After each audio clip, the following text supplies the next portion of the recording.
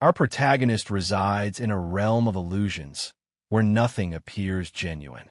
Yet, the true nature of this world is instantly perceptible. Witnessing it for the first time might leave you dumbfounded or even unconscious. A monster invasion? Surely, this wasn't a dream, was it? The boy couldn't comprehend why he'd been given this ability. His ideal life with his childhood love was now in ruins. She simply lacked the tenderness he had envisioned. Still, he understood things couldn't stay this way forever. Upon waking up, he embarked on an unusual and strange journey. But between the remarkable and the otherworldly, the boundary is razor thin. You can transform, pay the cost, and descend into darkness. Or you can harness the power of shadows and ultimately surpass even the gods themselves. In that moment, he resolved to punish every deity and prove his worth through blood. On a bright, clear day, our protagonist visited the first central hospital. He entered the ophthalmology department to consult Dr. Zhao. The doctor glanced at the patient's file and asked him to describe his symptoms again. Jiang Yu explained that his vision was malfunctioning. He claimed to see a red streak whenever he looked at objects. The doctor questioned how many numbers he could make out on the strip. Focusing carefully, Jiang Yu identified the number 18. He then asked the doctor if that corresponded to his age. The doctor paused, then replied that he doubted it was related to his age. How could that be? He wondered. Had Jiang Yu come to the wrong department? If it represented his mortality rate, 18% wasn't particularly alarming. He appeared to be a vibrant young man, full of vitality. The doctor asked if he had consumed alcohol recently. Jiang Yu replied, "Now?" The question caught the doctor off guard. The young man apologized, admitting he was a bit distracted. The doctor urged him to focus and began examining his eye. He instructed Jiang Yu to look left and right as he inspected his eyes. Eventually, the doctor concluded that everything appeared normal. However, as Jiang Yu was leaving the office, he started noticing percentages floating above people. Even his conjunctivitis seemed to have vanished. It felt like a sudden moment of clarity. Yet, thoughts about the red streaks in his vision lingered. Perhaps they would turn out to be useful after all. After exiting the hospital, he spotted an advertisement for the Night Watch Department's recruitment drive. They were enlisting citizens to patrol the streets and maintain public safety. It was the 99th year since the cataclysm, and finally, a semblance of safety had been established. Others continued to retreat, clinging to hope for survival. Jiang Yu thought it might be wise to explore the area a little before heading home, but his shoelace came undone, forcing him to pause. As he bent down to tie his shoe, he heard voices. The glare of bright lights made him uneasy, and he feared someone might be attacking him. He found himself in an unfamiliar place, gripped by fear. Glancing to the side, he saw a girl battling monsters. Witnessing so many people fighting creatures, Jiang Yu realized there was a serious problem. He imagined panic would soon spread among the populace. When he opened his eyes again, he saw remnants of battle scattered across the ground, which terrified him, prompting him to shut his eyes tightly. As he continued along the road, he began hearing people's thoughts and voices once more. His world seemed to be improving, with cities growing safer by the day. He observed a salesman trying to persuade a man to buy something. The seller claimed to have 50,000 bottles and offered them for just 5,000. This made Jiang Yu question whether his city was truly safe or if it was all an elaborate illusion. But then the old salesman grabbed his shoulder. He asked Jiang Yu if he wanted to buy some medicine, claiming these drugs were no different from those found in pharmacies. Jiang Yu questioned him, "Medicine? With monsters roaming the city, and you're selling this here? Do you think you're the god of medicine or something?" The salesman quickly denied it. "No, but I've got everything you might need." Jiang Yu sarcastically asked if it was free and chuckled. The old man grew irritated and snapped, "You don't have to buy it if you don't want to. And there's no room for monsters here anyway." Jiang Yu stopped him, saying he was just joking, and asked if the old man had any divine oil. He ended up buying a bottle of divine oil, but wondered if 3 grand was too steep a price. "Don't blame me if someone reports you to the police," he muttered under his breath. "But this is just an ordinary street," the man replied. Yesterday's actions were ill-advised. Suddenly, out of nowhere, the bus driver announced they were arriving at South Street and instructed everyone to prepare to disembark.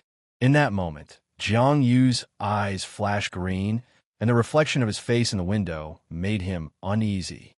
He glanced around, realizing the strange situation from yesterday was happening again for the second time. He decided that when he returned home to check, it might occur once more. Jiang Yu lived in a neighborhood called Twilight. One day, after going for a swim, he looked in the mirror and noticed a pattern on his chest. It startled him, and he wondered where it had come from. When he touched it, he felt like he'd seen it before. Or perhaps it was because he'd been struck. Then, without warning, the pattern began spreading across his body, covering him in green. The pain was so intense that he doubled over. He splashed water onto the pattern, and the pain gradually subsided. But when he looked in the mirror again, he finally understood what it was. But the worst was yet to come. Suddenly, fear gripped him as he realized he couldn't see his shadow. However, the light revealed that it hadn't vanished. Jiang Yu muttered to himself that so many bizarre things had happened lately that he wouldn't be surprised if his shadow had gone missing. When he entered his room, he spotted a strange monster cloaked in black. Surprisingly, he wasn't afraid. Instead, he thought it might be fun and sensed something extraordinary on the horizon. But then, without warning, the mark on his body began to ache again, burning intensely. The good news? His shadow hadn't disappeared.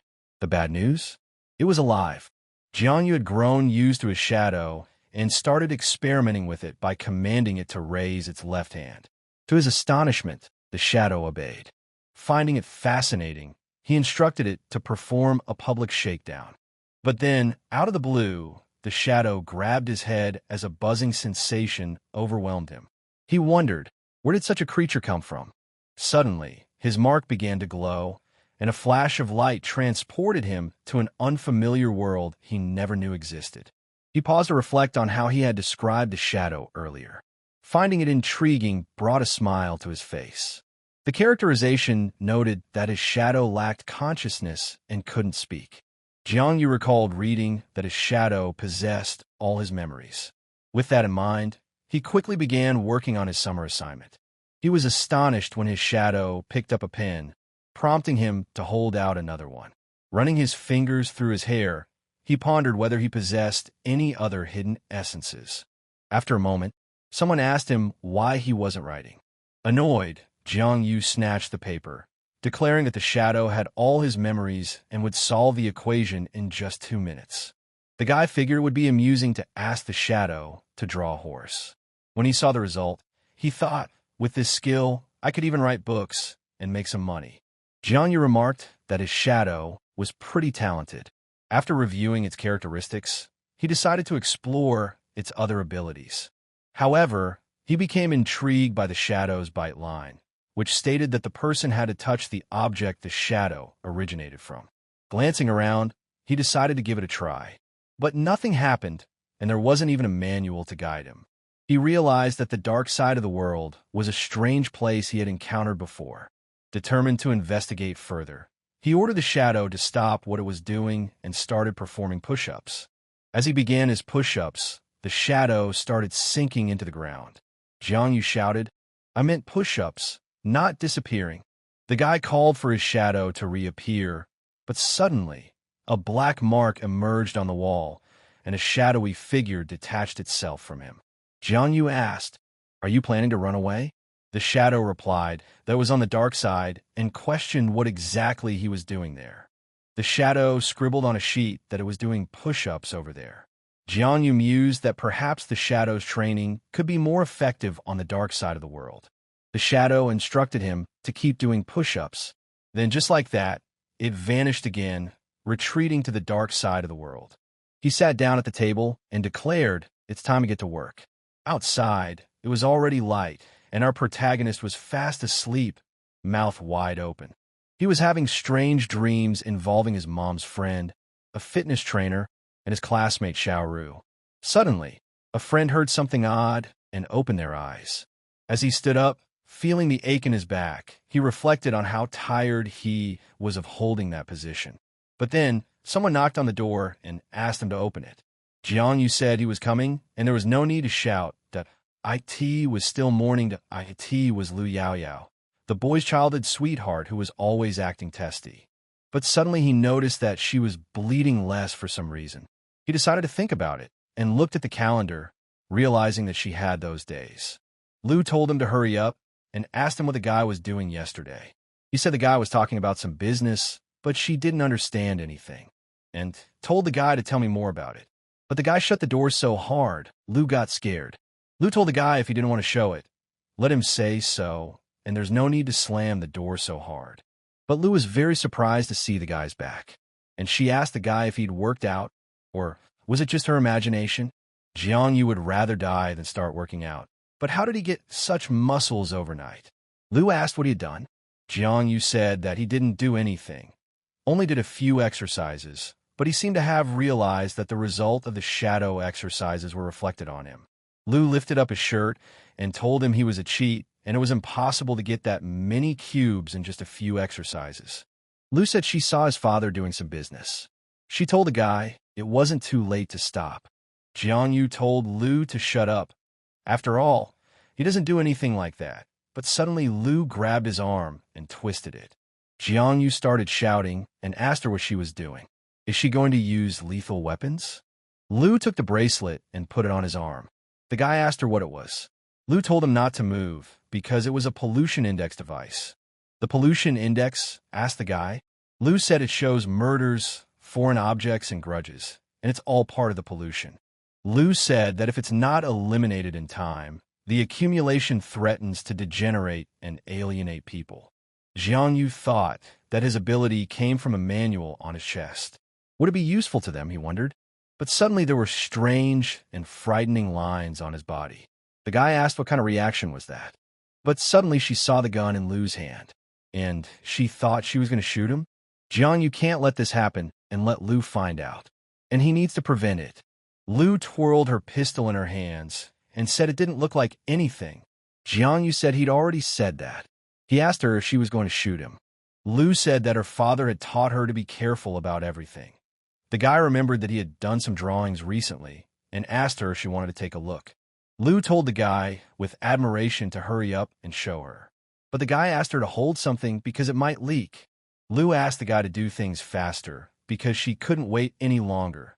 The guy laid down on the couch and said it was close, but luckily he was able to beat her. When he opened his Shadow's profile, he saw that it had been training all night. It had been working hard. Jiang Yu said that it was very good. After all, he had already felt the result of his training yesterday. But push-ups were not enough, and he suggested increasing the difficulty. The guy told him to do a layup, then a plank, then a one-handed handstand on his index finger. The guy was yelling at the top of his voice what exercises to do, but he didn't know Lu was listening at the door. The girl realized that the guy is really working out, and she had too much imagination. And now she can be calm, because the guy is fine, and went to read comics. Jiang Yu is 99 years old, and now, since January 20th, the first day since the appearance of the Shadow. After training the Shadow, Jiang Yu does not feel any pain, but he is getting stronger. The guy said he's totally satisfied with that. He'll be satisfied with this. Yes, it is already January 21st, the second day, and Jiang Yu gave a Shadow much more exercise and is satisfied with the result of training on the face. And now the guy should be able to fight Lu Yao with one punch. But no, he hesitated. He should try harder. His Uncle Lee came to see him today. He works in the night watch, so he can't let him suspect anything. His Uncle Lee is getting old. He was left without an arm, and now the guy thinks he can take out three uncles Lee and Lu in one blow. It's already January 23rd, and the guy decides that he can't go on living like this. In order to gain abilities, he also has to try harder, and he has to train his stamina. Time passed so quickly that he didn't notice and was always happy that his Shadow was training day after day. On January 26th, Jiang Yu decided to exercise too, and he decided to do 10 push-ups that day. After opening the Shadow characteristic, he found it strange that the rate of Shadow points accumulation was very slow, only 8 accumulations in the whole time. Judging from the current progress, It would be very difficult to gain 10 points for evolution. But maybe the guy can increase his height if he goes to the dark world, he thought. But at that moment, a shadow transported him to a dark world. But it looks exactly like the guy's room. When he went outside, the guy said he'd made it and finally got out of the room. Jianyu thought that the dark side could only be accessed by leaving the real world. But he saw that everything was exactly the same as in his world, just darker. But when he looked back, he thought his shadow had come with him. But when he turned around, he saw a monster with sharp teeth. The monster attacked the guy.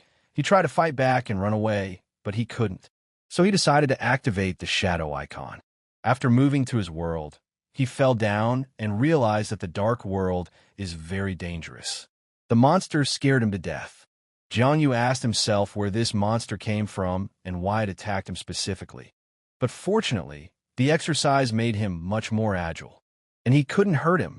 Jianyu said that no stinker would dare block his entrance. He can't let it go. On January 28th, Jianyu fought with the entity for the first time, but unfortunately, the guy was very badly injured and lost. On January 29th, at the rematch, the guy failed again and was hit hard in the chest and almost broke the bones. On January 30th, 3 bloody marks appeared on his buttocks. Although he had a hard time the past few days, he still managed to recover 6% blood. On January 31st, Jianyu decided to regain his strength at home, and Lu came to his aid, saying that she could see that he had been fighting a lot in recent days. Jianyu said that she doesn't understand and scars a doorman. Scars on the but asked Lu and pressed on the wounds. The guy yelled out that he was in pain. Lu said that if the boy is in pain now, his body will get stronger soon. The guy said there's only 1 month left, and what are Lu's plans? The girl asked a month to what? The guy said a month to exams. During the disaster years, most industries became less popular, including the arts and culture industry. People in the arts have become the bottom of society. No one cares about entertainment and festivities anymore. To become a part of the Night Watch, you must pass a martial arts exam set at the state level. Once you pass the exam, life changes dramatically. Lu said she doesn't really want to be involved. She wants to make music. The guy told her that if she wants to go to school, she can go, but her father might be against it. After all, Uncle Lu is a high-ranking person in the Night Watch, and she is a relatively second-generation official who failed the exams and became a freelancer. Lu said that her father wouldn't agree. The guy asked what then? Lu kept silent and told the guy not to tell anyone about this conversation. The policy has changed. Anyone can apply to take the martial arts exam. Jianyu asked Lu, didn't she respect her principles before? She will definitely pass the exam after all. Lu said that the pressure on the Night Watch is always increasing, so they take almost everyone. She thinks she'll pass it. That's what the guy said. But he knew that Lu had a very strong ability. On the day of the exam, there were many different devices used. If there were guns, he would definitely fail it. It's not like I'm sending him to some detention camp. The guy asked Lu if he could use her detector. Lu asked him why he needed it. He can only use it to detect others. If he encounters one, it's best to run away or call emergency services before he's killed by the special ones. Special, the guy asked. Lu said yes. The guy's sicknesses are taken care of, and let the guy come back. The guy said he thinks Lu's family knows a lot about the aliens, doesn't he? Lu told the guy that if he was so interested in special ones, he was planning to take the exam after all. The guy said that Lu had said that this year they would definitely take the martial arts exam, if he had the ability. Lu jumped on him and asked him, really? The guy said sure, especially since he still plans to create some comics about the different and special. Lu was very interested in these words and started pestering him to tell her. The guy regretted that he had spoken at random. The guy said that the original idea was a skinny guy named Abin, who was constantly bullied on campus, but he did not hold a grudge because he had a good heart. And, thanks to a kind teacher and Annie, he was chosen by the Night Watch unit to participate in the Super Soldier Project. Abin had amazing willpower, transformed beyond recognition, received a super soldier injection, and became a powerful captain. The Night Watch division had no plans to send him to the battlefield, sending him to various events to get to know the people of high society. And that was all until the city was invaded by powerful others. Lu invited Jiangyu to her house. She lived in the same house as the guy. Lu told him to stay here while she went to Dad's room. But suddenly the guy saw a book on the couch, and picking it up, he read Fateful Emptiness. He asked the girl, is a comic book about brother and sister love? And does she like that? Lu quickly grabbed it from the guy's hands and said that her friend had left it and she hadn't read the comic. Lu told him to stay in the room and not touch anything, especially her stuff. The guy told her to go. Lying on the couch, the guy said Lu's the same old Lu, can't defend herself at all. And, speaking of which, she's been into music since she was a kid. She used to pester her boyfriend to listen to music with her, even though he didn't really like it. Jiangyu turned on the music and fell asleep. Then Lu ran in and asked, since when did he start liking music? Lu said the guy couldn't stand her. The guy asked her if she found it. Lu took it and threw it at him and said it was all in. When he put on those goggles, he fell into another universe. The guy thought it was Shenzhou, one impressive virtual reality. Jiangyu said that Shenzhou is an unknown space, full of unknowns considered the origin of the cataclysm. And these others appeared here, committed brutal murders, destroyed, and gradually absorbed the world. The guy saw the monsters and wondered if they were the ones he saw that day in the hospital. Between their world and the Shenzhou world, there is a space called the Dark World, which is a projection of the real world. As soon as the space was opened, the monsters immediately entered the world through the Dark One. Even though the Night Watch now continues to control the gaps, sometimes others still enter their world. And the shadow layer, the guy said, is shed every 3 months, redisplaying the current picture of the world. And during this period, the others penetrate their world. However, given that the shadow layer significantly weakens the protection of the world, people with ranks below 4, it is better not to go out. The range of visibility of the shadow layer is 3 to 5 meters, but with the increase in strength of a person, the field of vision expands. The guy said that the shadow layer has a lot of different kinds of pollution. If people stay in it for a long period of time, it is possible that it will become different. The layer of shadows has contamination, the guy thought. Strange, he didn't feel any discomfort when he came here before. But suddenly, a fire monster appeared and tried to attack the guy. Jiangyu said that in order to deal with the monster, he needed to die in full control of his strength. And by fighting a monster to the death, a guy has one chance to finally be special. The guy saw the creature and said, Kurdo, if it is a special one, it looks amazing. The guy wondered if he passed the exam, would he be able to become a special one too? But if you think about it, the special one is a different one with a human body. Controls his power, but at the same time, he dies because of it. Special people constantly struggle with pollution and alienation, and after they die, there is a high probability of becoming different. And that's why the special ones, when they realize that death will soon come for them, try their best to use up the rest of their strength. The guy took off his glasses and was surprised. Lu asked what happened, but the guy said nothing. There was too much information to digest. And Jiangyu asked Lu to stretch it a little bit. Lu got angry and told the guy to do it again, but the guy immediately offered her original paintings. According to the content, she could decide Soma. Lu immediately agreed and said hand in hand. But what's the problem, she asked. The guy said he's always working out and his neck gets stiff. Lu asked the guy, does he pump abs too? The guy immediately said sure and offered to touch her. But suddenly, Lu's father came into the room and was furious to see this. They all went and sat down at the table. The boy and Lu's father looked at each other a lot. Lu told her father that he had misunderstood. Father got angry and asked if he had misunderstood. Did his own eyes deceive him? Lu was confused and got angry at Jiangyu to say something. The guy told Uncle Lu that as punishment, he was willing to drink 3 glasses. Raising glass after glass, the boy encouraged himself that he could do it, while Lu and his father were surprised. Lu's father got angry and said that the boy had become very impertinent and was looking for a knife. The boy was afraid and told Uncle Lu that he had misunderstood. Uncle Lu never let his daughter get too close to Jiangyu, constantly wary of him. Lu's father decided to light a cigarette for peace of mind, but Lu came over and grabbed him because she didn't like it. Lu's father asked the guy what they were doing when he came back and entered the room.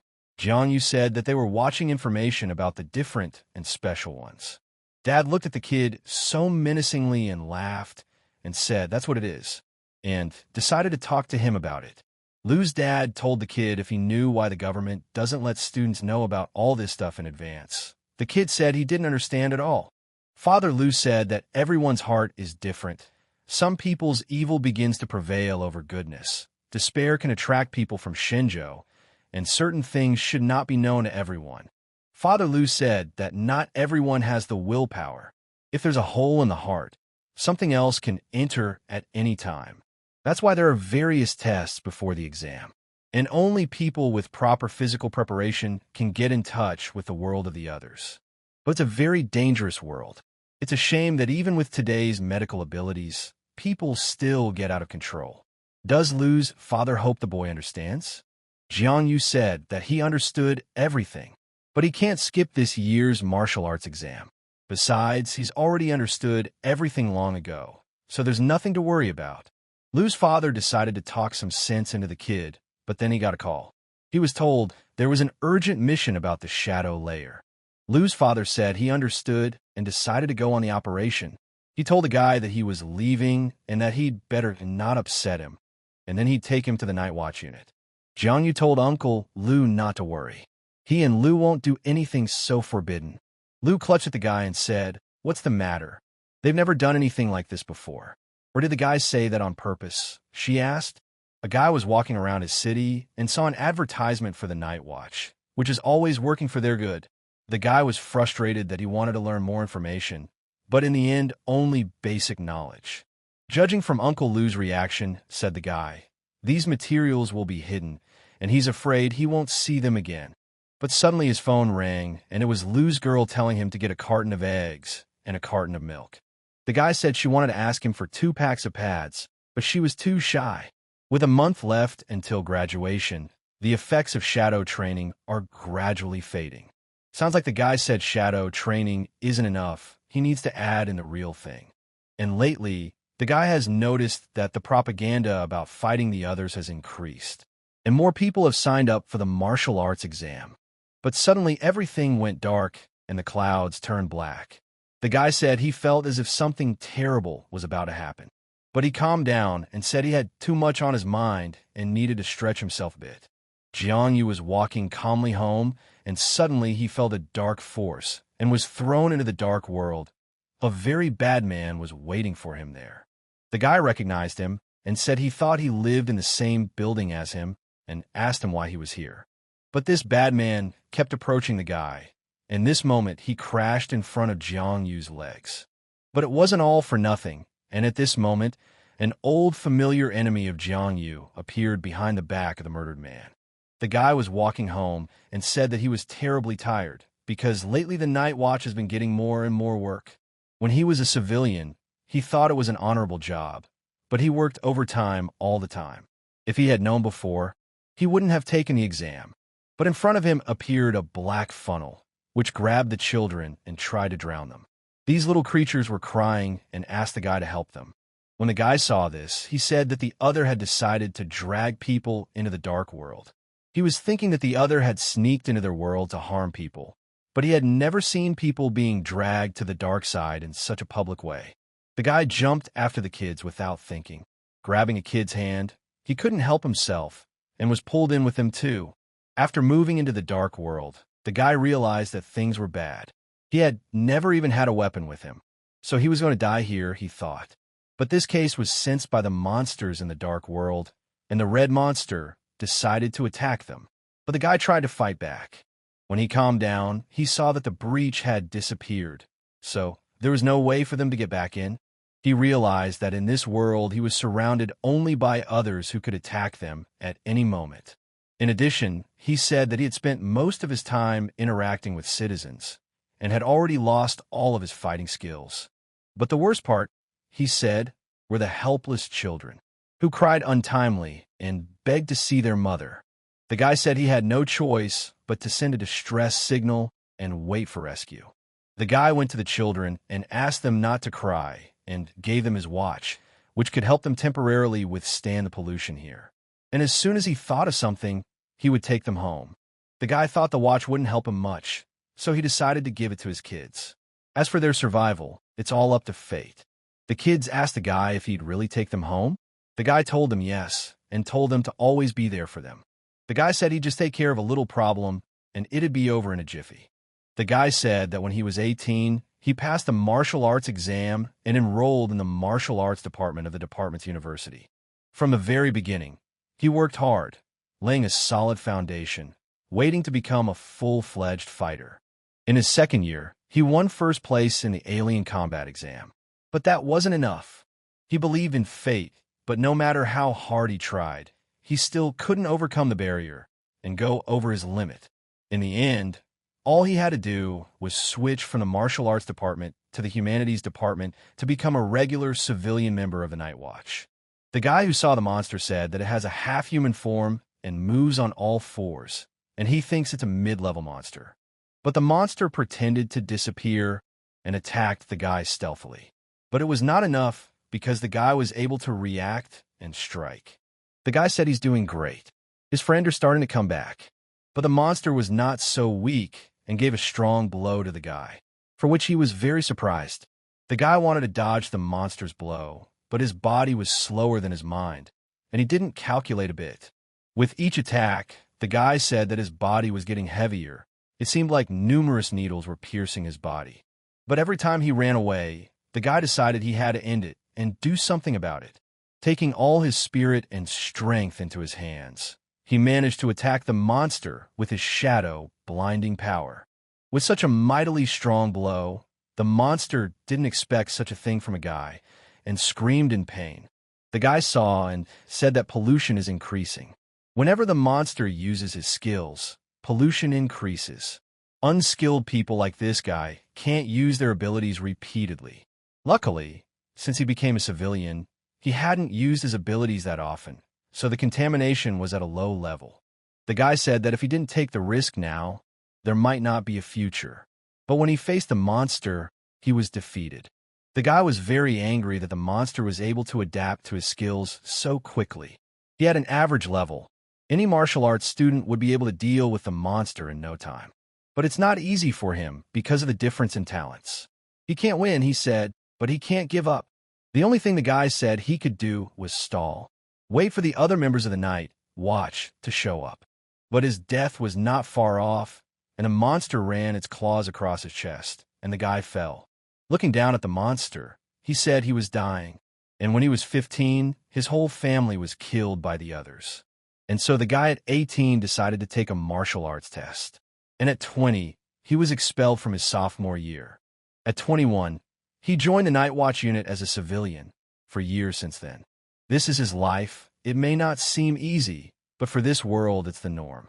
For years of fighting against the others, they have never lived in peace, but sometimes even the others have retreated. However, once the clouds cover the sun, people can no longer see hope. The guy said death is normal in their world, but before he dies, he has to do something. Rising to his feet, the guy regained his strength and decided on character to start the second round. After attacking the monster, the guy managed to make a few attacks, which shook the monster a bit. With each blow to the monster's head, the guy realized that he needed to put in even more effort to defeat it. But in a moment, the monster vanished, and the guy's fist remained frozen. But a second later, the monster reappeared and struck the guy. Lying on the ground, the guy said he couldn't see anything, and yet his skills weren't enough. He couldn't even win with the pills. He decided he was weak, and that was the end of his ordinary and boring life. But suddenly the guy noticed Jiang Yu asking what's going on in the world. He thought that this guy was from the Night Watch, but no, his voice was too young, and his manner of speech was not the same. He assumed that Jiang Yu was special, but then he remembered that they don't come here.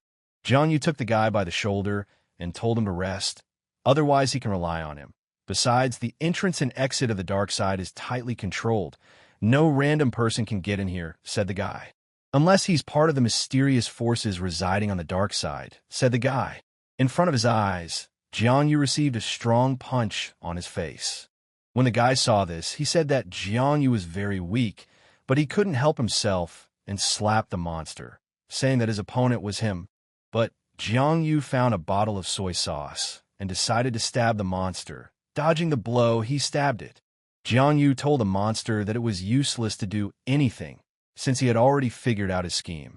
The monster is seriously injured, so his speed and strength leave him waiting for the best. And Jiang Yu has the advantage. After seeing Jiang Yu fight, the guy thought about it and said, "Is he really weak?" Apparently, there are no rules in this battle, and he inexplicably suppresses his opponent. Jiang Yu told the monster that he had kicked his ass a few days ago, and now it was his turn. But the monster's strength did not wane, and seeing Jiang Yu attacking him, he slashed at him with his tail. Standing up on his feet, Jiang Yu said that it was wrong to attack the same place. But the monster was heading towards the children, and Jiang Yu thought about what he should do to prevent it. If he was alone, he could just escape the dark side and go home to lick his wounds. But Jiang Yu said that the guys would die, and that was not his plan. But he saw that the monster had 20% blood left. So what was the point of being afraid of it, he thought. He decided that today he would finish the job. The guy told Jiang Yu that the monster had a serious injury in his right rib. So let him attack there. Jiang Yu heard this and immediately moved into action, pulling off a few deceptive moves and opening up the monster's defense to strike at its weak point. But the monster was still alive, and Jiang Yu thought it was running away. But he saw it heading towards the children. The boy shouted that the monster wanted to get the children's blood. At the moment of the bite, Jiang Yu told him to stop. He threw the energy can at him, but the guy managed to sneak attack him and gave him a devastating blow. But the monster was smarter and sucked the guy's blood.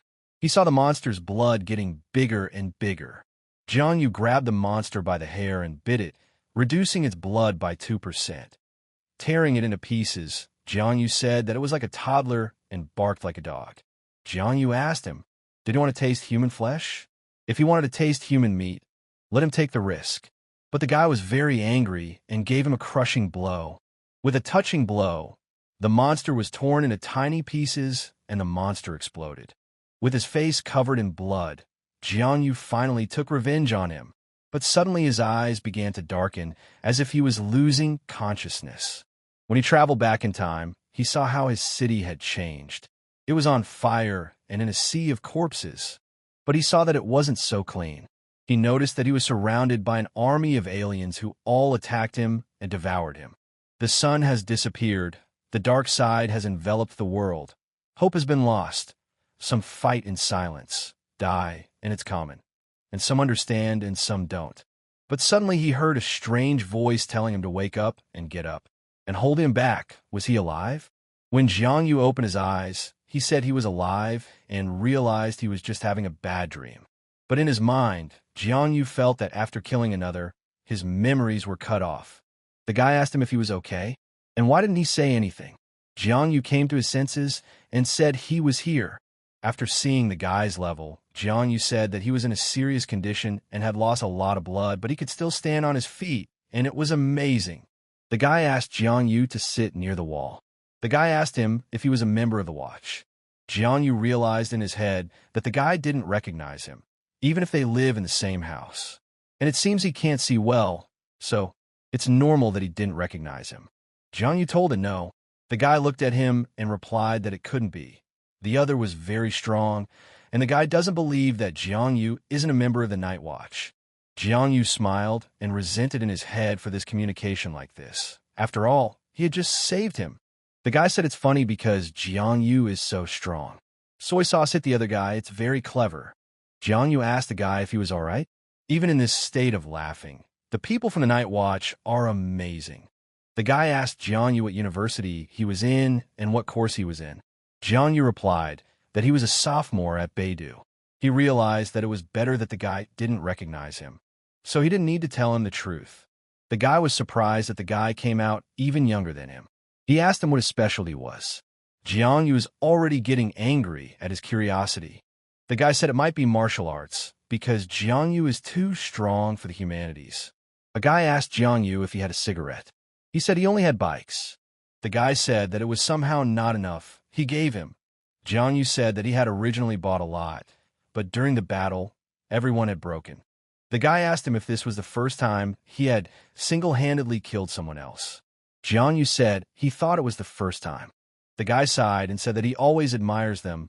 Martial arts, and all that kind of stuff. It's all so exciting. Unlike Jianyu, he has a lower skill level, and his attack power is a bit weaker. In a word, he is hopeless. Even his long-range vision, which seemed to improve his combat efficiency, is not even a little bit of help. Jianyu said that he thought the guy needed to talk as little as possible to conserve energy until backup arrived. The guy said that it was fine, he just wanted to talk to someone. The guy said it's not every day a civilian gets a chance to fight the others. But anyway, the guy said he's terribly weak. After all, he can't even withstand a wave of pollution. Jianyu asked him if he regretted everything. Since he chose the humanities major, how could a civilian get to the dark side? Asked Jianyu. Sari asked the guy, and said it was his choice that he's a civilian, goes to work every day, talks to girls, works on the night watch. Isn't a good life, he asked. The guy said he switched to this specialty because he was kicked out of martial arts. He seemed to be doing great, but he doesn't like anything. But suddenly the guy started coughing. Jianyu told him to calm down, otherwise it would be hard for him later. The guy said he's been signaling for help for a while now. He thinks the rescue team will be here soon. The guy said that he was relieved and thought it was time for him to go. He told Jianyu not to walk around in case he ran into another one.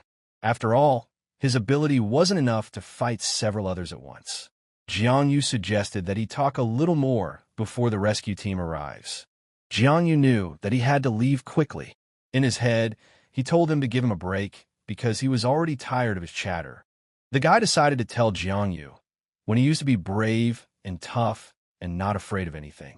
He told Jianyu when he went to the university again to take something to Director Zhou with the specialty of extraordinary technology. It could be said that his teachings were not particularly fruitful, and even a different first rank could be extremely strong. He also told Jianyu to thank Principal Huang from the Cultural Department to tell him that her teaching was top-notch. And once she was advised not to be so gullible, once a bad joke was made, she immediately believed it. Then she was embarrassed to death. Jianyu said to the guy, "Can he take the notebook or let him come and tell these people everything himself?" Guy said he'd been carrying this around for a long time. Wanted to find someone to talk to. It would be good for Bai to come back to the academy, the guy said, and asked the guy if he had any more wands. And he asked for a couple. Jianyu smiled and said that he liked them. The guy said that it looked like the night watch had arrived. Jianyu was glad that they had finally come to help him. So he took his bag and headed home. The guy asked him if he would go with him. Jianyu refused him and said that he would get there on his own. Moving to his world, Jianyu noticed that the men of the watch had come and found the boy and the children. Checking the guy's pulse, they didn't feel it. Jianyu was surprised and noticed that the guy's blood level was giving. Jianyu didn't understand. He could be helped with their technology, but his life wasn't saved, and the night watch saluted him. The guy tried to stay in that world, but he couldn't. He woke up in his own world and heard people laughing at him. The man from Night Watch said the special ones should remember, you can't give up even at the last minute of your life. When the special ones realize that the chances of survival are slim, let them take this pill with care and caution. They must all remember all the fallen, move forward boldly until all others are destroyed. They have to watch over the earth and sky, let them patrol day and night, and let them think of a happy future. The mortals have to watch inexplicable things, moreover, confront them. After all, they are all Night Watch. Going up to his house, he couldn't believe that guy was dead. He was always joking around while he was talking. No flowers, no applause. He passed away quietly, just like a normal person, no matter how ordinary he was. Jianyu will never forget him. He said he was tired and went to bed. Jianyu looked in the mirror and said that he could hardly walk, but he still had half of his blood. He thought he had 20% left, and that guy had 10, and probably told Jianyu that he could still be helped.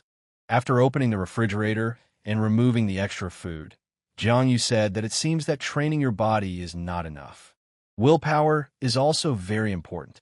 But suddenly Lou showed up and said the guy wasn't answering his phone, and no one was home. Did he go to the hen house for eggs? She asked.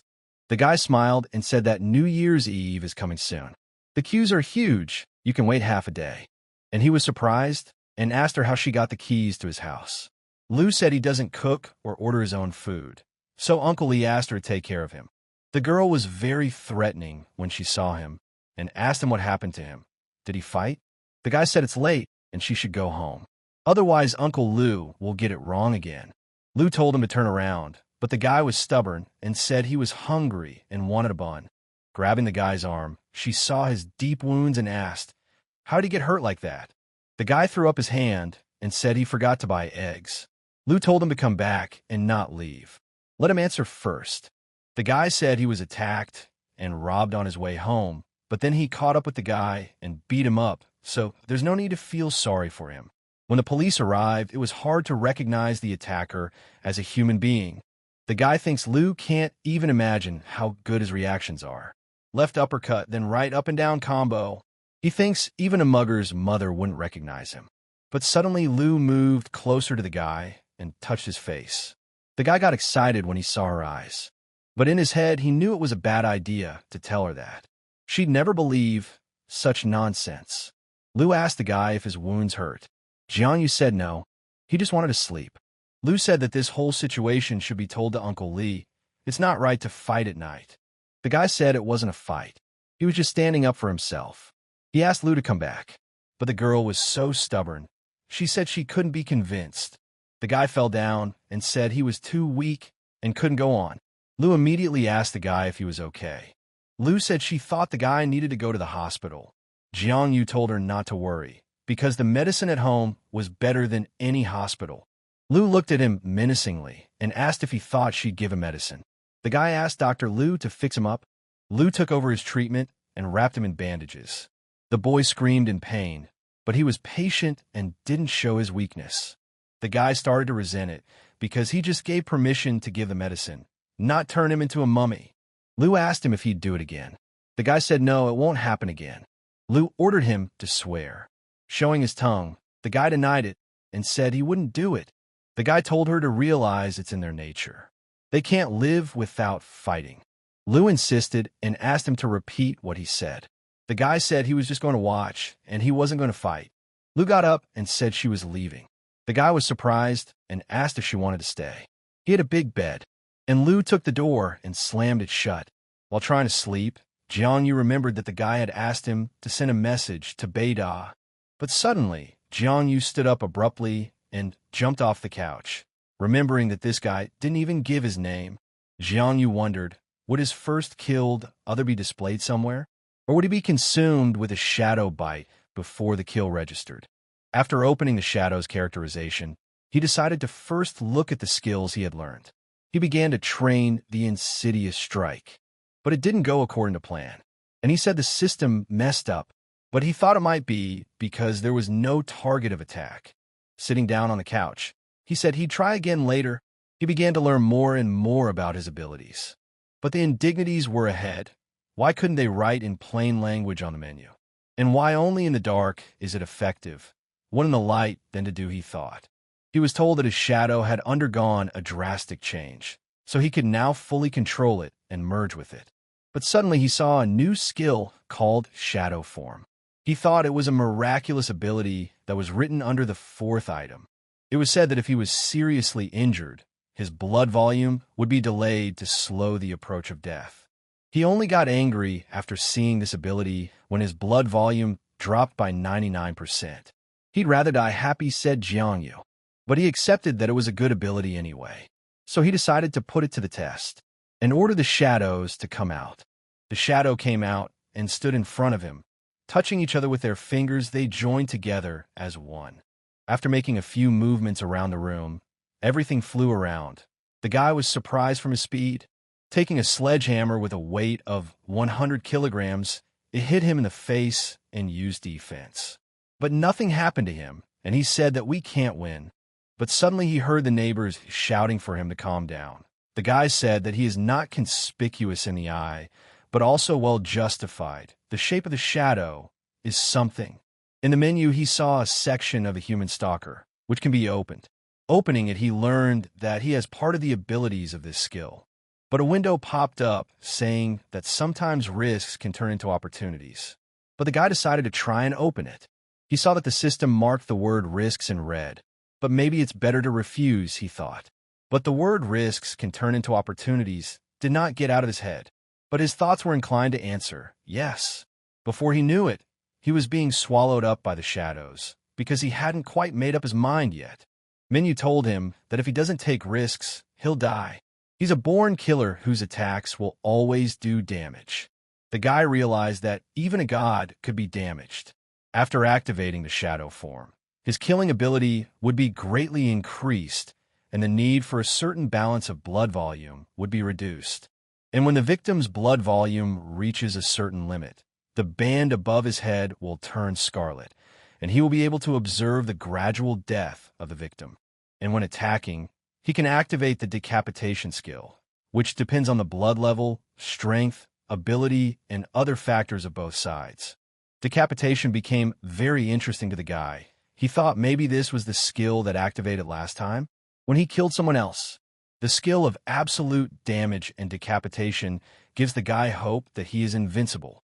When he took off the bandages, he saw something impossible. His wounds were gone, and it seemed to him that everything was gone. Looking at his arm, he saw that even his deepest wound had disappeared. Medicine doesn't work that fast, he thought. But he realized why this happened. It was because he had activated the shadow form. And the power of recovery really amazed him. The girl said that yesterday Jiang said that he met a merchant and fought with him, except that he had a watermelon cutting knife with him. The boy said that he was injured. So should we visit him? Lu told the guys not to listen to him. The dog chased him. The guy asked in surprise, really? Lu said that Jiang was a fool for bragging. So they went to Jiang house. Lu pulled out the key and tried to open the door. The girl asked her where she got the key from. Lu smiled and said that Jiang uncle had given it to her. When she opened the door, she asked Jiang if he was home. The guys came to visit him, but Jiang was stiff with pain and said that this was some carelessness. He didn't even think that the wound might open. Lu asked him if he was okay. When she saw his open wound, she went to help him. The boy said he thought the wound was healed, so he took off the bandages. The girl said to her friend with surprised eyes, it seems like Jiang wasn't lying about being hurt. They quickly decided to help him. The guy asked him when he got so pumped up. Now he can see why he wanted to fight the merchant. Lu picked them up and said enough was enough and walked them into the living room. The boys told her they understood and don't let her push. Lu started to treat his wounds, but Jiang screamed in pain. Lu got angry and told him to stop because she already knows this ointment. It doesn't hurt at all. When he saw Lu's feet, he froze and smiled. Lu said she thought he needed a good treatment for his wound. Lu told him that he fights too much, so she asked Shao Kun to give him medicine. Jiang said no, because this guy is stupid and clumsy. It will only make things worse. Lu grabbed him by the cheek and told him that Uncle Lee wasn't on him. Lu asked what the guy did yesterday. She told him not to brag and make up stuff. The guy said it was just a chivalrous act of justice. Lu said he's lying again. The guy didn't know what to tell her. Run into the shadow layer, kill someone else, and then come back? Would she believe that? Jiang asked Lu what time her father came back yesterday. The girl said he didn't come back and asked why he was curious. The guy said he thinks the night watch is tough. Daytime work, extra hours in the evening, it's dangerous. When he saw the girl's face, he realized that Lu Yao was very worried about her only father. Most of the night watch staff put their lives in danger on a daily basis. Uncle Lee was left without an arm. Lin Mo died at the age of 20-something. Even a strong man like Uncle Lu had been seriously injured, which had fundamentally affected his stamina. He wouldn't be able to advance any further. Lu asked the guy if he passed the martial arts exam, would he get a job on the night watch? The guy thought about the answer for a long time, because even he didn't know whether he would go or not. So he told her he didn't know, and asked her if there were any hotties there. Lu got very angry and even blushed and told the guy to shut his mouth. Jiang told Lu to relax and asked if there's such a thing. Lu jumped on him again and decided to show him, while their friends heard it all from the other side of the door. The boy asked the girl what was going on in there. Jiang asked the guys why they came. The guys said that they heard yesterday that he was having a hard time, so they decided to pay him a visit. The guys saw Jiang wounds and thought they were hickeys. Lu Yao is so energetic, they thought. Jianyu told them not to worry. He would live, and invited them to sit on the couch. He said that the guys didn't know anything yet, and started to tell them that he had gone to buy soy sauce. As he was walking out, a big man with a bag in his hands passed him. Lu got mad and said he was at it again. Lu told Jianyu that she would go to the store, throw away his shirt. It's torn anyway. Jianyu didn't even turn around and told her to throw it away. He went on to say that 80 other big men ran out of the forest. One of them had a big knife that he used, and suddenly he remembered something. When he turned around and saw that Lu hadn't left yet, he stood up abruptly and said that he had one thing left in his shirt. And the moment he took the shirt, they served him and he didn't have time. Lu started laughing and asked him why he needed them. Jianyu asked Lu, didn't she have a stomach ache yesterday? He wanted to give it to her when he got home from his store and make her feel good. Jianyu picked them up and told her to take them, in case of anything. Let her not be shy and speak up straight. Lu got angry and made a ball of pads, which she threw at Jianyu, and said she shouldn't have. Jianyu said that she was angry, so why yell at him like that? Her friends said that they would go too, and wished them good luck. Jianyu was happy that now everyone was gone. No one would bother him. He began to make the shadow icon, and by shifting into shadow form, he became half-human, and they decided to start by training. Jianyu felt strange in the room. There should be a lot of pollution, but somehow it only felt comfortable. He felt as if he had been living in a polluted environment for a long time, and then suddenly found himself in a vast and clean space. The guy said it's not bad, his stomach doesn't hurt, and the volume of blood in his body has increased. He decided to start his training with the shadow. When he looked around, he saw that the room was covered with inexhaustible energy.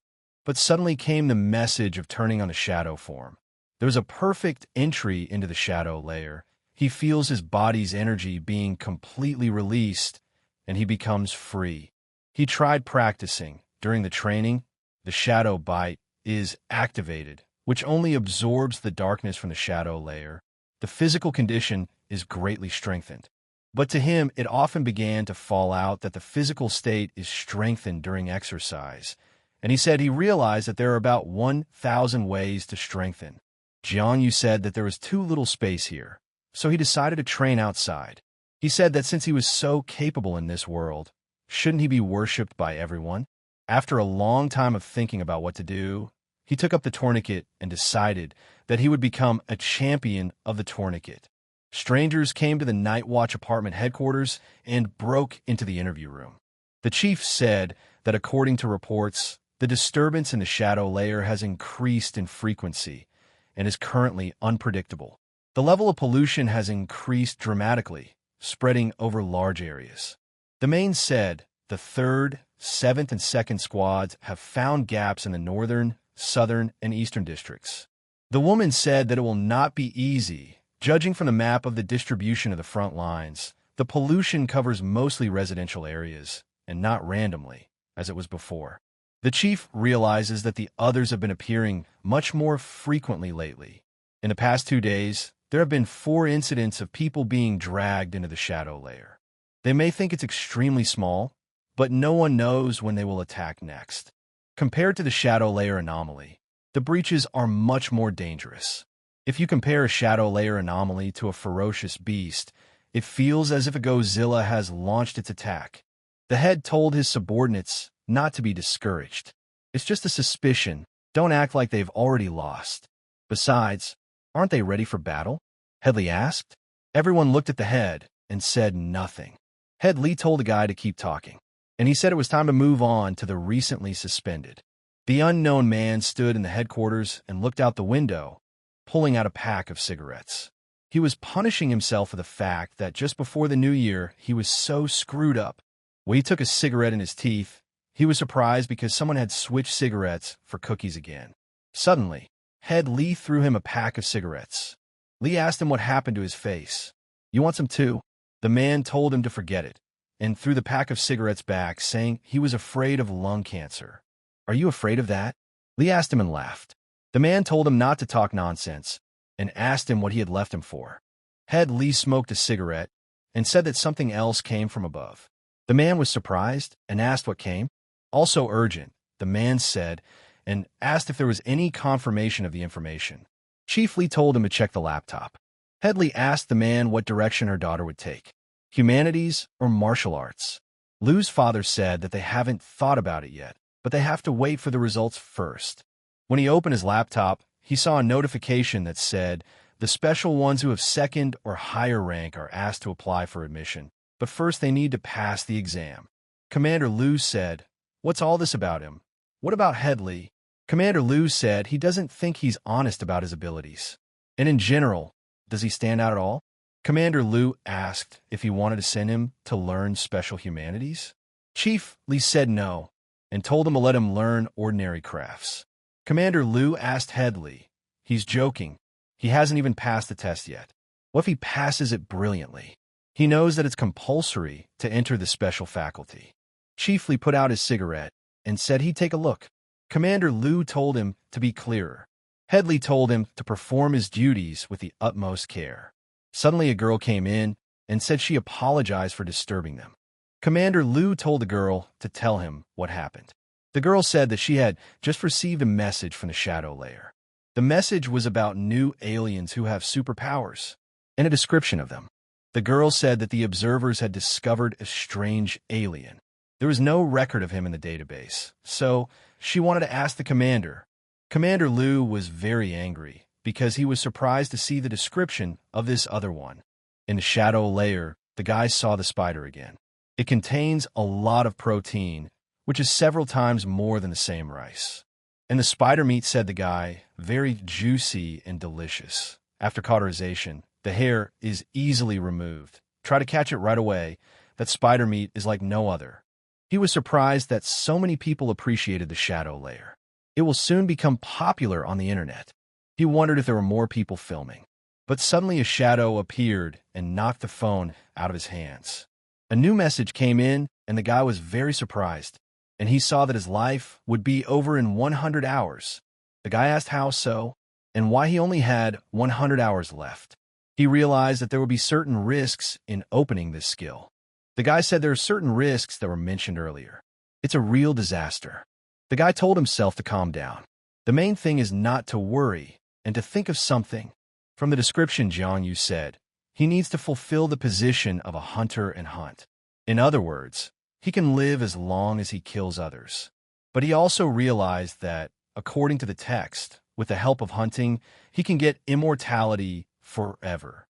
But he also read about decapitation, which said that it has another personality. When the physical body dies, it will simply move into another shell. The guy wondered what another shell means. He also wondered what it meant to enjoy the process of killing. After all, he can't really be happy about it. And if he can't kill the other one, he'll have to go to Uncle Lee. So he decided to kill the spider to earn life points. Putting the camera, he said that such an opportunity is quite rare. In any case, he is not afraid that the night watch will catch him. It is impossible. As the shadow connected, he clicked on the camera and said that there are quite a few others, and now they will see one of them die. And today, they have another in the form of a spider. The guy told his subscribers that they will not make noise and quietly hit with a stick, but he decided that it is better for him to keep quiet, so as not to break the silence. He said that the steel on which several thousand yuan has been spent is about to go into action. But the spider sensed his approach and turned sharply. The guy realized that something had gone wrong, but it was a false action. But even if he's standing close, the spider can't see him, and he loves the shape of a shadow. And now he needs to learn his weaknesses. After finding the spot, he took all his power and used his shadow power and struck at the spider's weak spot. In half an hour, the spider said that he has been in this world for a long time, and the environment is very comfortable for him. There is no depressing atmosphere, and the guys are not terrifying and strong. Point one, just needs to be careful. Then he can live in complete comfort. But literally just had to fight an ugly kid. He got hurt a little, but he got a full meal. He should get some sleep, and then he can recover. But suddenly the spider's sensor went off, and he realized that someone was following him. He thought it was strange, because he could feel that he was somewhere near, but this place always seemed unsafe, so he decided to spend the night somewhere else. The guy said that he felt the shadow flowing out of him like a river. So by finding the right point to strike, he was able to unleash his full power. The guy said he was fine. He only had 40% blood left, but then someone attacked him out of the blue. When he got to his feet, the guy said it didn't hurt at all. But the guy managed to jab the stick into his sweet spot, causing bleeding. Jiangyu used a shadow attack, and he realized what a shadow attack from the shadows was, attacking like a stalker in the depths. He said there was no need to fight the others face to face, just wait for the right moment to attack, and then deliver the killing blow to the victim. Aiming at the prey from the ground, the guy was patient and said that the hunt had begun. The girl opened her phone and watched a social media video of a guy saying he's a member of the Night Watch at work. And today, he's going to explain the construction of low-ranking and low-ranking. The girl said it's no big deal. There's nothing interesting lately. She's bored. But she came across Jiangyu's video and wondered what kind of place it was, but when she saw the others, she jumped out and was glad it wasn't staged. Jiangyu told him that this creature was called a shadow spider, an ancient kind of ghost, first rank, lowest other. The shackles on the spider can make horrible sounds. Ordinary people can't stand it, so it's better not to hear it. The girl said that they are a herd of sheep. They only publish their disgusting and fictitious comments on the internet. If only their parents could see what they write about. She even hates their insolent behavior. But the girl tried to write a message that she could help. But suddenly the broadcast disappeared, and she thought it was being led by someone else. She smiled wryly and said, "Things seem to be getting much more interesting and mesmerizing for her." While Jiangyu was fighting the spider, he was fighting the spider and mocking it. The spider's many misses gave the guy an interest to keep on and on bullying him, while the same girl was watching his broadcast and saying that he was very fast and handsome.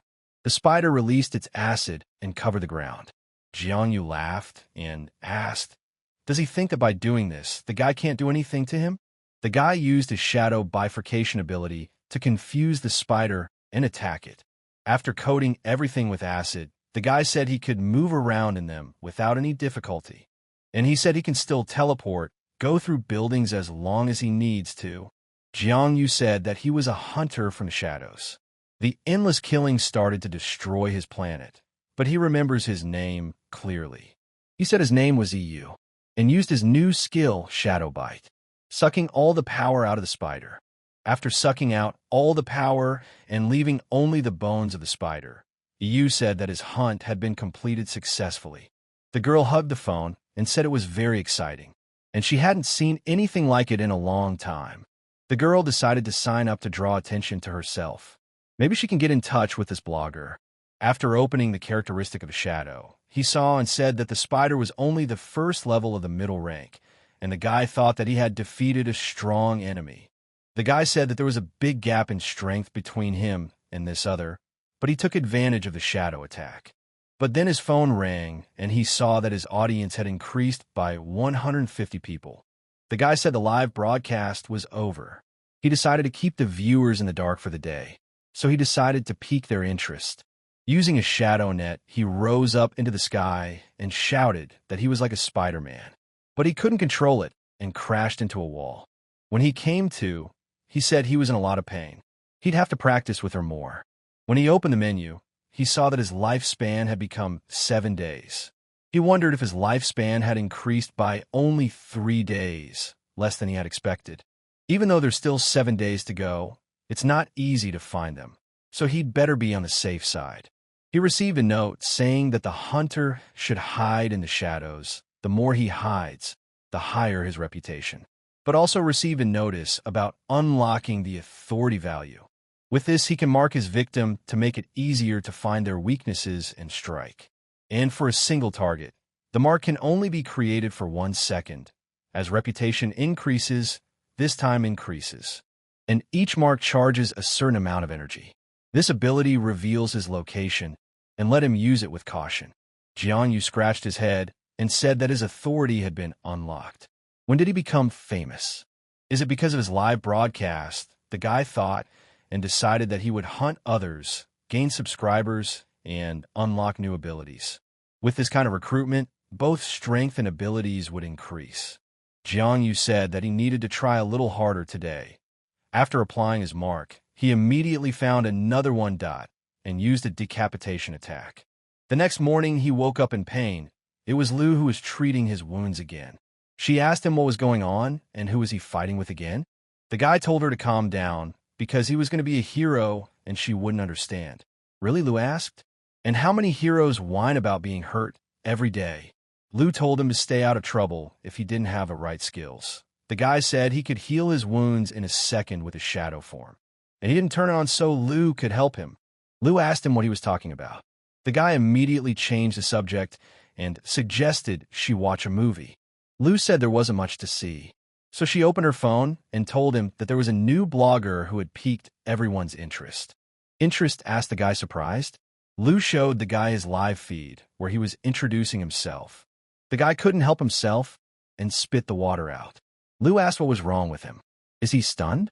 The guy said it's okay and asked her if she's been watching him lately. Lu said, of course, in the last 2 days for sure.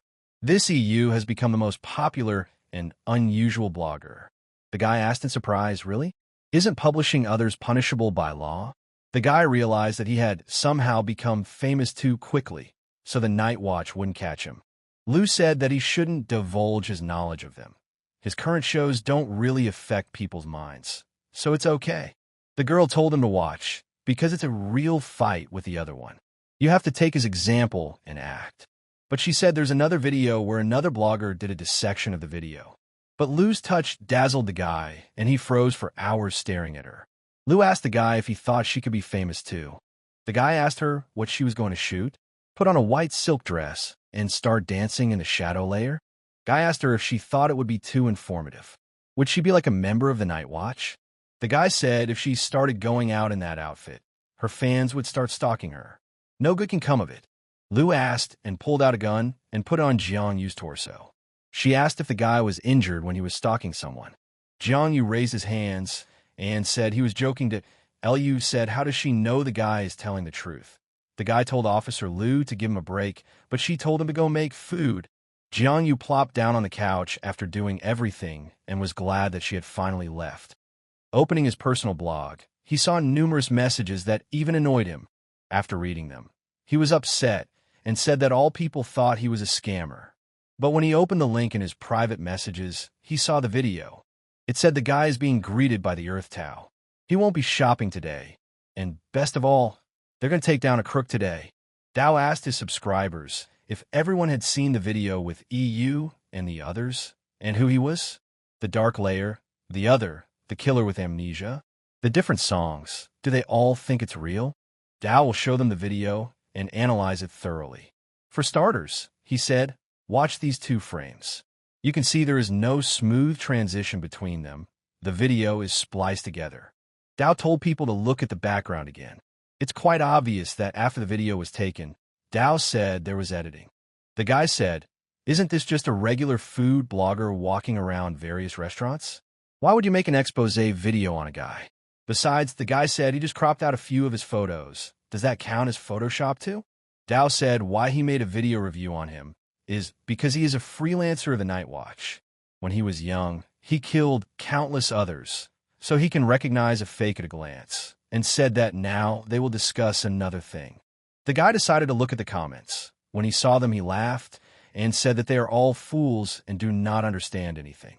Someday they will know the truth. The guy said that since his video is fake, it's time to start hunting others. But before we do that, we need to teach this earthly Dao a lesson.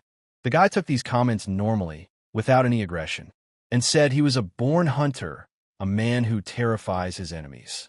Jiang Yu took the mini camera and attached it to himself, but he felt that the number of others was less than yesterday. The shadow layer was being reset from time to time, but suddenly he noticed another seemingly 6th-ranked opponent. It was time to start hunting. Taking his bat, the guy said he wanted to see what a different 6th-ranker could do. Standing on the edge of the house, he didn't dare to jump, and slowly made his way down the stairs. When he went outside, he saw the other one trying to hide, but he used his tagging abilities. He said that the marked man felt inexplicable fear at the same moment. This monster looked a lot like the other one with blades he had encountered before. Evolved, he thought, but this guy wasn't afraid, because he too had undergone a change. and used the six-blade technique. The other won't give up so easily, and the guy said he was going to be chased. Activating all his skills, he attacked the other one, but his attack was missed because the other also had strong magic and abilities. The fight will be very difficult. The other one kept trying to hurt Jiangyu with his tentacles, but the guy was very good at defending himself against them. The guy said he started to feel dizzy. The other one is attacking him mentally. When he hit the guy, he saw that he had been thrown backwards, and the blood scale was down to 66%. The other guy had consumed 34% of his blood in one blow. Jiangyu got to his feet and said that this other one had very powerful attacks, and one should stick to some strategy. The guy's going to use a shadow attack and disappear every time he mocks him and taunt him for not hitting. Yano was really waiting for this moment to kill the guy and drink his blood. Jiangyu is also smart and acted according to strategy. The guy said that even though he's evolved, his skills are still the same. He told the other guy that this is his territory and he's not in the plus side today. Every attack of the other one, he kept missing. The guy told him not to try because he wouldn't succeed.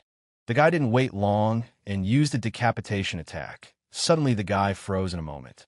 When he saw the other guy's face, he said he was from the Night's Watch. He asked if this guy was taken away, and why did he become like this? But after asking such a question, the other tried to disappear. The guy stopped and told him to stop. Jiangyu told him that he wanted to talk to him. He ran after him, but in a moment he stopped and looked around. The guy got a notification that he found his prey.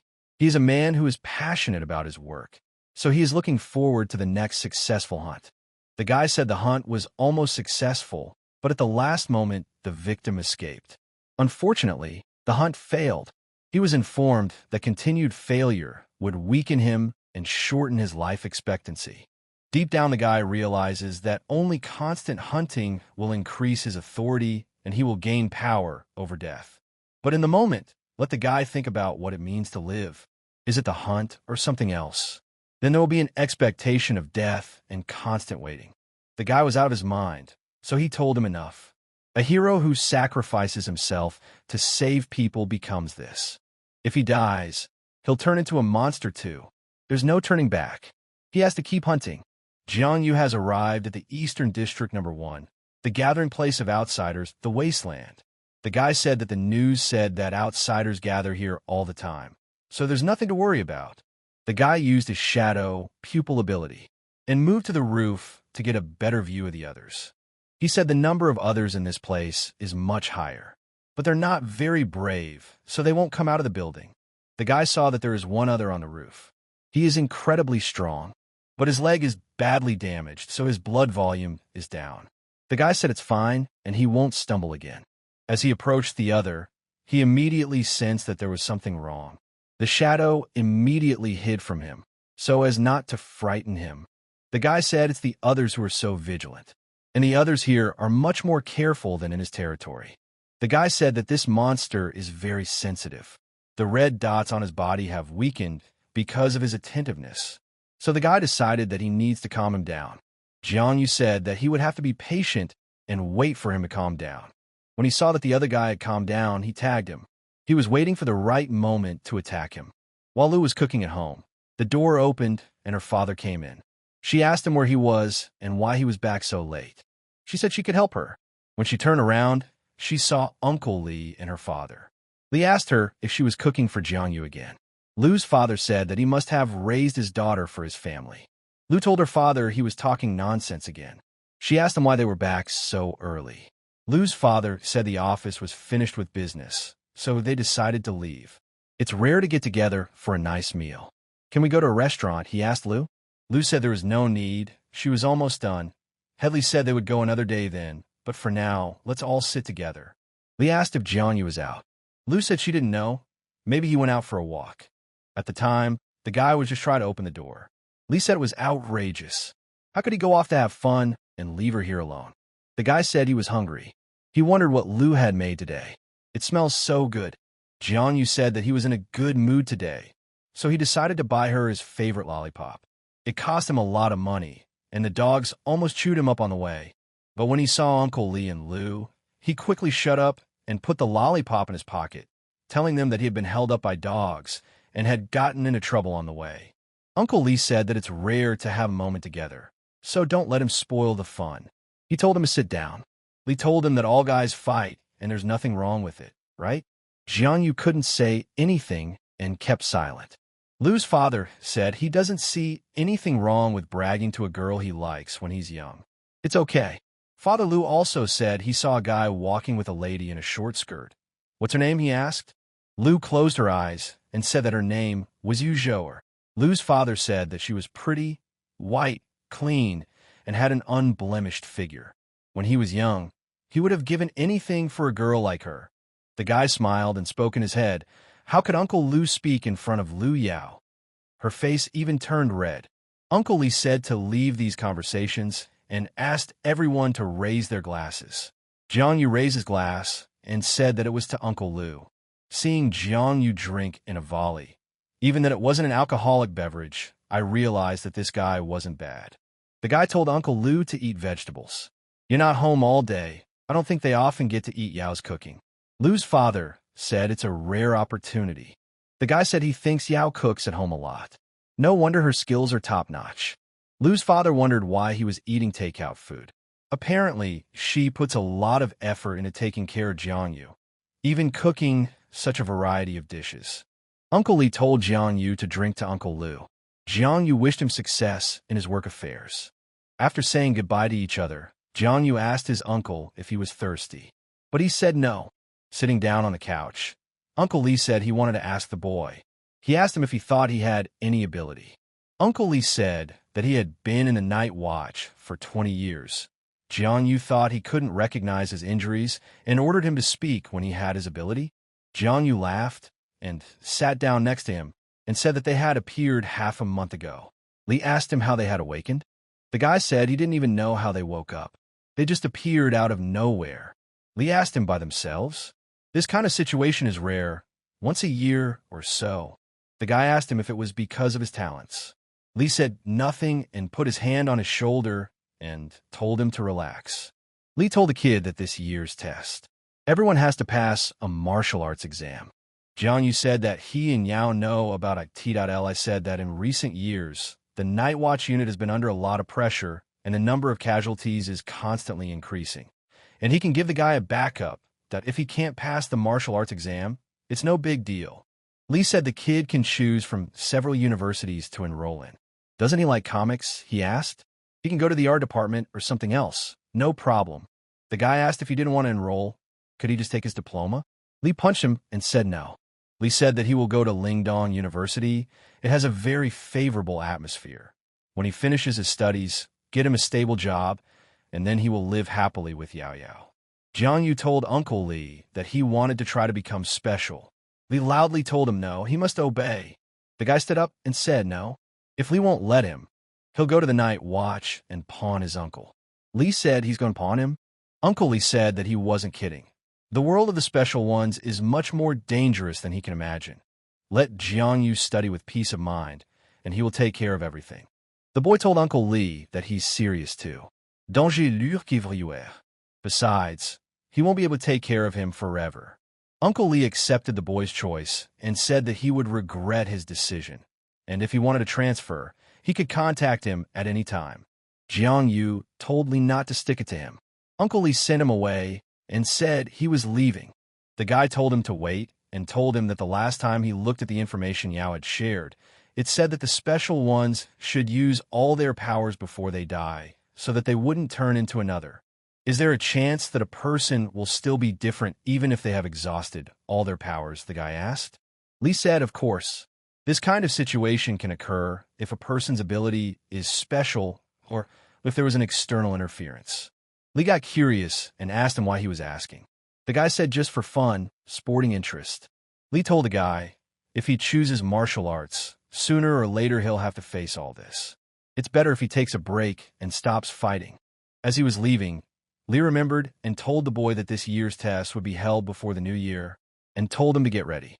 Sitting down on the couch, the boy wondered why his uncle had become different. Was it because of his abilities or because of the influence of something external? The guy said that the Night Watch should take everyone depending on what powers they have. Could he be wrong about something? The guy asked himself. Or does he have a hallucinatory ability? The girl saw that the blogger EU published a new video and quickly went to watch it by updating the story. The girl read the comments and said the number of haters has increased a lot lately.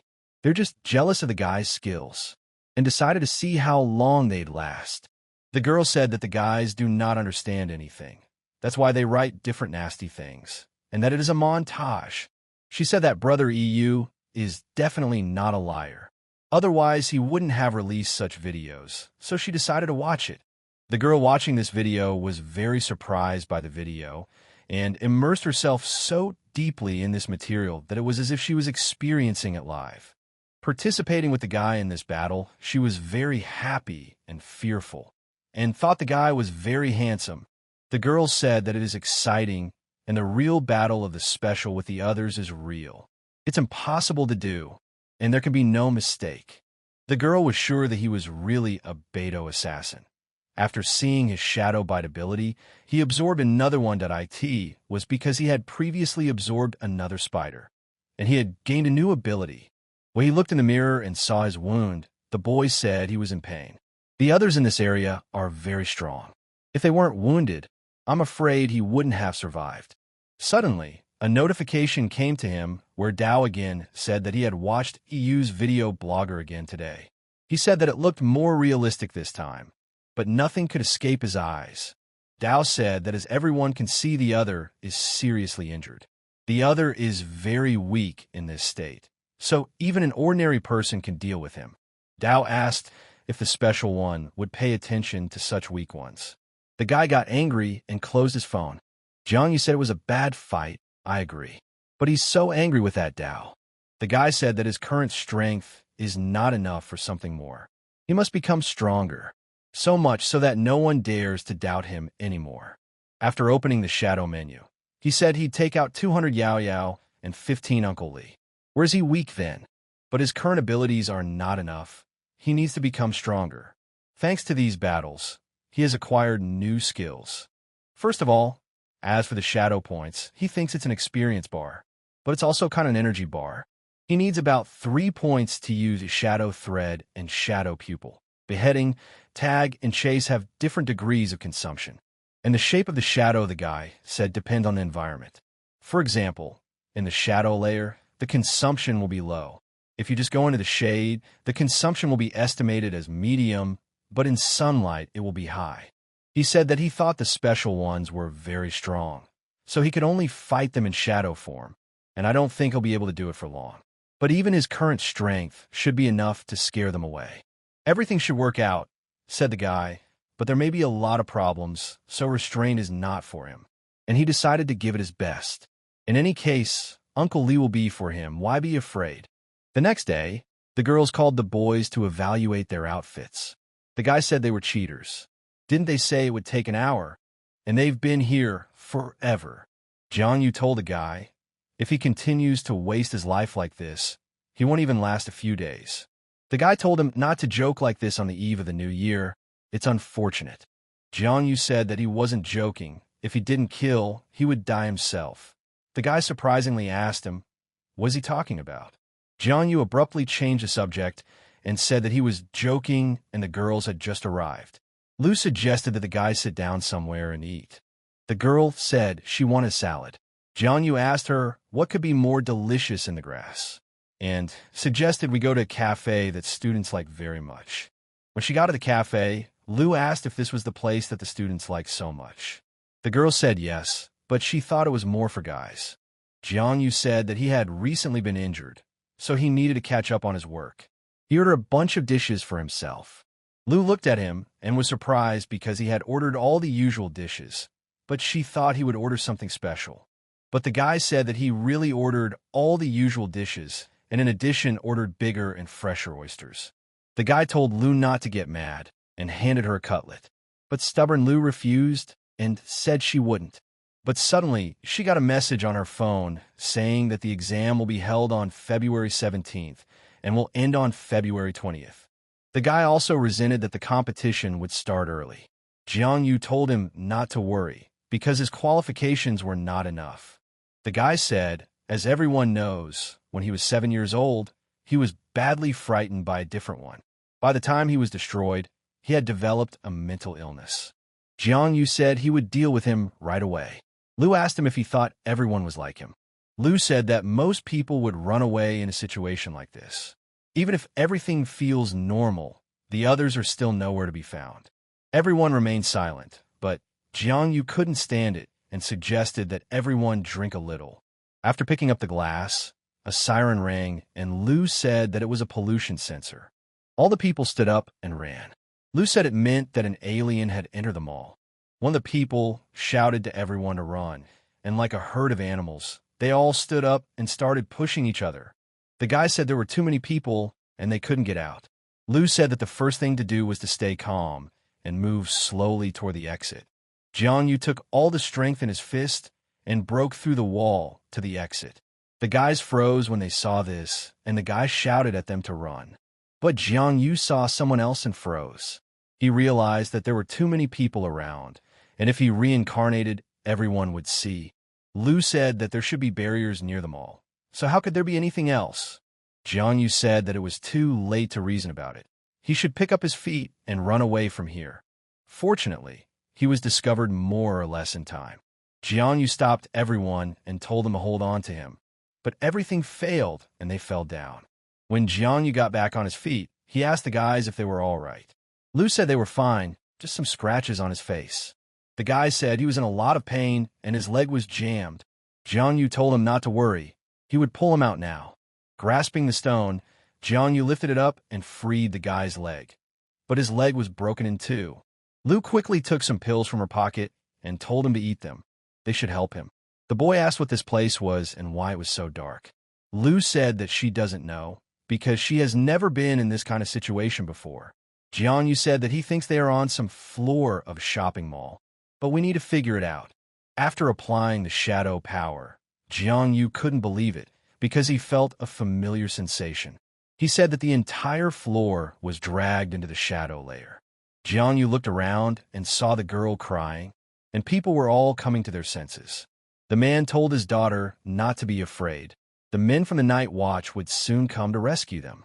In his head, Jiang Yu realized that there were a lot of people around him.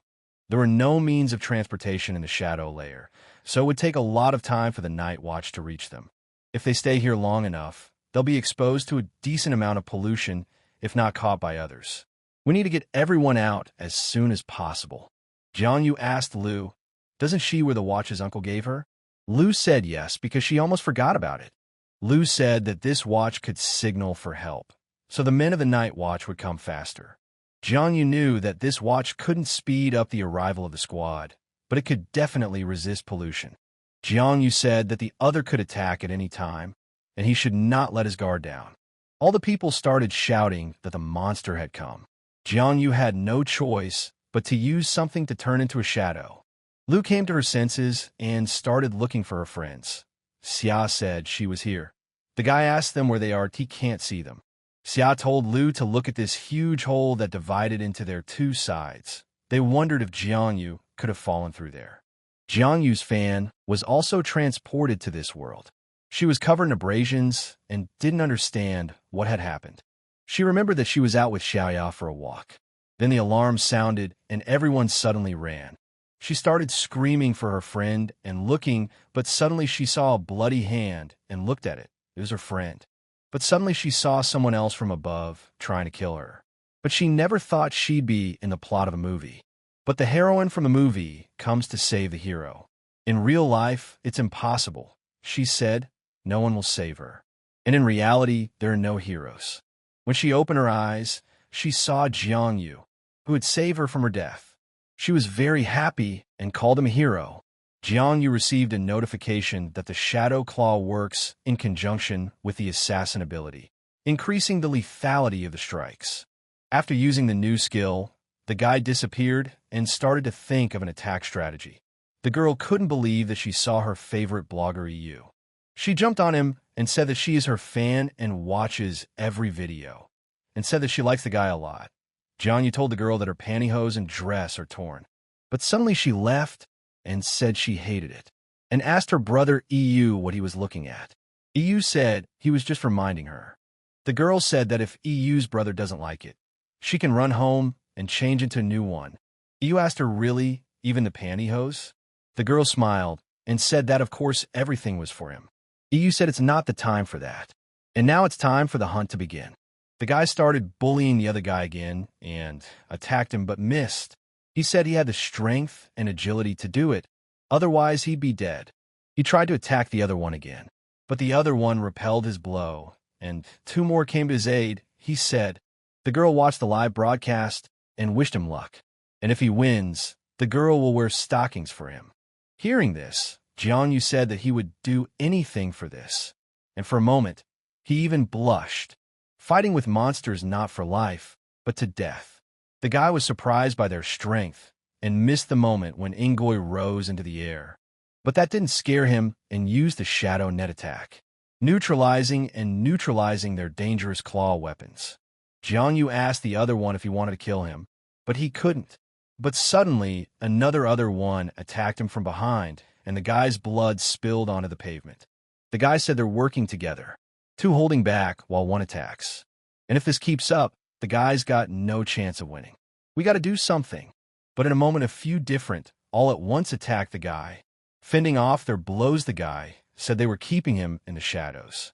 The guy's blood was getting smaller and smaller with each blow. He said, we can't go on like this. He said that he had to trap the enemies. Using the marking ability, he started chasing them. From the last battle, said guy, the duration of the mark has been extended by 3 seconds. During this time, the selected target will stop thinking clearly due to fear. Counting the marks every second, he attacked these others and slowly sucked the blood from them. And the decapitation attack came. After killing one of the others, he recovered and looked at the others with a baleful look, saying that it was their turn. Opening his arms to the others, he asked them what's wrong. Weren't they doing well? Why don't they continue? The guy said that if they don't attack, then he will attack. But suddenly he saw a strange light and stopped and asked, where does the light come from in the shadow layer? Jiangyu wondered why he had a sudden urge to go there. But not only did he have this urge, so did others. The Night Watch Commander's son said that the eternally burning torch after use emits a soft glow that disperses shadows, can be used as a light source. After shattering all the others to pieces, Guy was surprised that they were one at a time. If that's the power of the Night Watch. If they hit him, he thinks he'd disappear in a second. Jiangyu told him that they had come late. After all, he had almost lost. The man apologized for being late and asked if everyone was all right. The guy said he wasn't that important. Let them take better care of the girl. The girl told him to wait and asked him if he was going to bring her home. The guy said he was kidding because Night Watch people always put work first. The guy said he would leave her to them. But the girl was very offended by him, almost even cried and told him to wait, but the guy disappeared from their sight. The commander asked if they had such a person. The man said that this host is very famous on his platform, uses shadow power, but he's not particularly strong. He thinks the guy is somewhere on the first level. Level 1? Asked the commander. He's got a torch in his hand. How could there be a shadow? He disappeared in front of so many people. Is he on level 1? Asked the commander. Leaving everything behind, the commander said to bring the girl home, and then check on this EU. At that time, Lu said to Jiangyu and was very worried about him that he couldn't be dead. But Guy raised his hand and said that he was here, and told her to help him. It feels like he's being torn apart, he said. Lu told him to hold on for a while, she'd get the rocks out. The guy said he couldn't take it anymore and asked her to get him out. Lu asked him how he got here in the first place. He could have died. When she pulled him out, she told him that the rocks were not pressing him. Lu saw his back and asked him how he got the wound like that. Was it from the rocks? The guy said he doesn't know if it's from stones. It's not really from a stone, it's from something else. The guy asked her where Foam and Lu were. Lu said that the Night Watch came to help, so they were taken away. The guy asked her if she stayed behind to find him. Lu said, so what? If something happened to him, how would she look Uncle Lee in the eye? The guy froze and let out a little tear. Hugging her tightly, he couldn't let her go. But Lu, at that moment, felt something. Lu told him what he was doing and asked him to let her go. The guy said he had only seen huge ones with blades. They were so ugly. The guy said how scared he was and offered to hug some more. Lu told him she was going to kill him. But suddenly a strange girl came in and asked them if they were all right, because she had heard the screams. Lu pushed the guy away and said it was okay. The stranger told them to follow her. She would take them to the exit. But suddenly the guy remembered and stopped. Lu asked him what was wrong. He said nothing, but actually he forgot to absorb the other ones. The next day, there was an investigation at the Night Watch headquarters. It was Jiangyu who was asked for his characterization.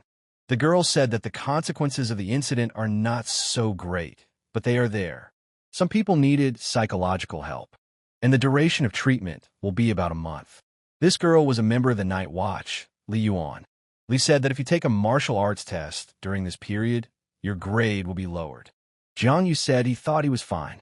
He asked if he had to undergo therapy. Li said that the contamination process can be hidden, and sometimes it is too late to do anything. So, it is imperative to get treatment. The guy smiled and said that then he had about 10 days before the exam. Li told him not to worry. There were many similar situations last year as well, so Night Watch had developed a special policy on this matter. Interested person can apply in advance. Jiangyu asked surprisingly in advance. Li told him to contact his parents or guardian, have them all sign. Li said that the pre-test is conducted during night patrols, and the results are also entered into the system, just like an exam. The testing equipment is also exactly the same, Li said, open and impartial. The Night Watch will guarantee safety in case of unforeseen situations. Jiangyu said his guardian uncle, and he also works in the Night Watch. Li said that it makes things easier. She told the guy to tell her his name. The guy said that it seems that his uncle works in the head department of the 1st Civil District, and his name is Li Xuanguang. Li stood up abruptly and asked exactly Li Xuanguang, and was he sure he was an ordinary civilian? The guy said no. He wasn't fired. He didn't do anything. Li said no, he wasn't fired, and the guy didn't do anything. Li said that she would take the boy to his uncle and let him follow her. Going up to the main headquarters, the boy froze at what he saw. A passerby said this guy's not a member of the Night Watch. There's been a lot of checks, but they don't have a man named EU. Li asked the guy what was the matter, why he stopped. The guy said it was his first time here, and he was a little worried. But he knew he was in trouble because the Night Watch had started checking him out. Li told him not to worry and told him to rest by the door for a while she went to see Inspector Li. When he entered the room, he was surprised to see all his friends in the waiting room. Lu asked the girl if she really saw EU. The girl proudly said that of course she had seen him, because he had saved her from monsters and other creatures. When he saw that girl, he wondered why she was here too. He thought it was a problem. Lu told Jiangyu to sit next to her, and started to continue her story about blogger EU. The girl said that she saw him fight 10 others at once. He looked very calm and relaxed, killing them all in an instant. Just when the others could no longer move, the Night Watch arrived. Brother EU disappeared into the shadows, leaving his laurels behind. The guy in his head thought she shouldn't put oil on the fire like that. But what lovely stockings she had. Lu asked who this EU was. They said he was a member of the Night Watch. The girl said she thought he was a student like them. Where did she get this information from? Lu asked. The girl said that his words and actions, as well as her intuition, of course, speak about it. What is most important, he is simply in love with girls' legs, especially if they are uncovered, just like hers. She pointed her finger at Jiangyu. The guy was very surprised by this and didn't realize that she was pointing at him. Lu jumped up and grabbed Jiangyu and said, "Does anyone die?" But at that moment, Lu's father ran in. Lu was very surprised to see him. Lu's father asked if she was okay, because he had heard that she had fallen into the shadow layer. Lu said that everything was fine, and Jiangyu was fine too. The boy said he was only a little hungry. Lu's father said, "If it's okay, then let them follow him." Lu asked her father, "Is the situation serious this time?" Father said, "Of course. After all, this is the first time in history that an entire store has fallen into the shadow layer. The victims are still being counted, but it's a good thing they weren't hurt." The father told the boys that they should have been notified that the test would be held earlier because of the incident. My father decided to briefly summarize it. The test is divided into 2 parts. The first is an aptitude test. The second is a test of willpower. Aptitude testing is known as initial awakening. Candidates will resist contamination in this test. The risks are quite low. Basically, there is a distribution of abilities based on characteristics. The object of the willpower test will be their spiritual will. This test will be the key to whether they can become special. The guy said if the key to success is willpower, the stronger the better. Lou's dad said it's optional. Some people can bear the pain of a severed arm, but their qualifications will remain mediocre. Others do nothing but make a fool of themselves, but at the same time show themselves at their best. Willpower, Father Lou said, is not only the ability to bear pain, but also to believe in goodness, to resist evil thoughts, to tolerate pollution. In general, it's quite complicated. The guy asked if these items affect willpower. Lou's father asked why. Lou said, for example, someone's mind is on a girl's legs. The guy smiled and said she was angry. Father Lou said there are several other factors, but these three are the most common. If these 3 points are distorted in any way and the heart is filled with negative emotions, everything will go to waste. Why did Jiangyu ask? Father Lou said that evil thoughts will only attract evil. Negative emotions are also a kind of pollution, and if it all accumulates over a long period of time, the pollution will eventually become immense. So if there are any negative emotions, it is time to release them. If you keep them in your heart, it will not lead to anything good. Drooling, he thought in his head that he should go and massage his feet to cleanse his soul. Lou's father told them to come back in a little while because the testing would begin. Lou's father told Jiangyu that his Uncle Lee probably won't be back for a while, so he signed all the documents in his place. The boy said he apologized for the inconvenience. Father Lou told them not to worry so much, but to go with the flow. Jiangyu smiled and thanked him. When the girl entered the waiting room, she asked them if they were back. Lou saw that everything was empty and asked where the others were. The girl said that they left with the employees. Why didn't she leave? Lou asked. The girl said her parents are in business. They left town a couple days ago and haven't been back yet. She just finished talking to them. They'll sign the papers remotely. The guys came in and were glad everyone was here. The guy said it was amazing. They sprayed some kind of product on his leg and it stopped hurting. Jiangyu said he has an injury. Is he sure he wants to pass the test? The guy told him not to worry. The doctors said it won't affect the result. The girl said that despite his confident face, he had literally just been crying in the corner. The guy got angry and said he wasn't crying. Seeing the people outside, Jiangyu asked why these people were so depressed. Lou said he couldn't understand. They just want to live a peaceful life. Lou said that, however, after the trial, they will probably start to see some changes. Ms. Lee said that everyone was gathered and it was time to get down to business. Ms. Lee said the test is divided into 2 parts, aptitude and willpower. The aptitude test will be evaluated in terms of their development potential, destructive power, and the ability to use it. The abilities are divided into low, medium, high, and highest. The willpower test aims to identify resistance to pollution.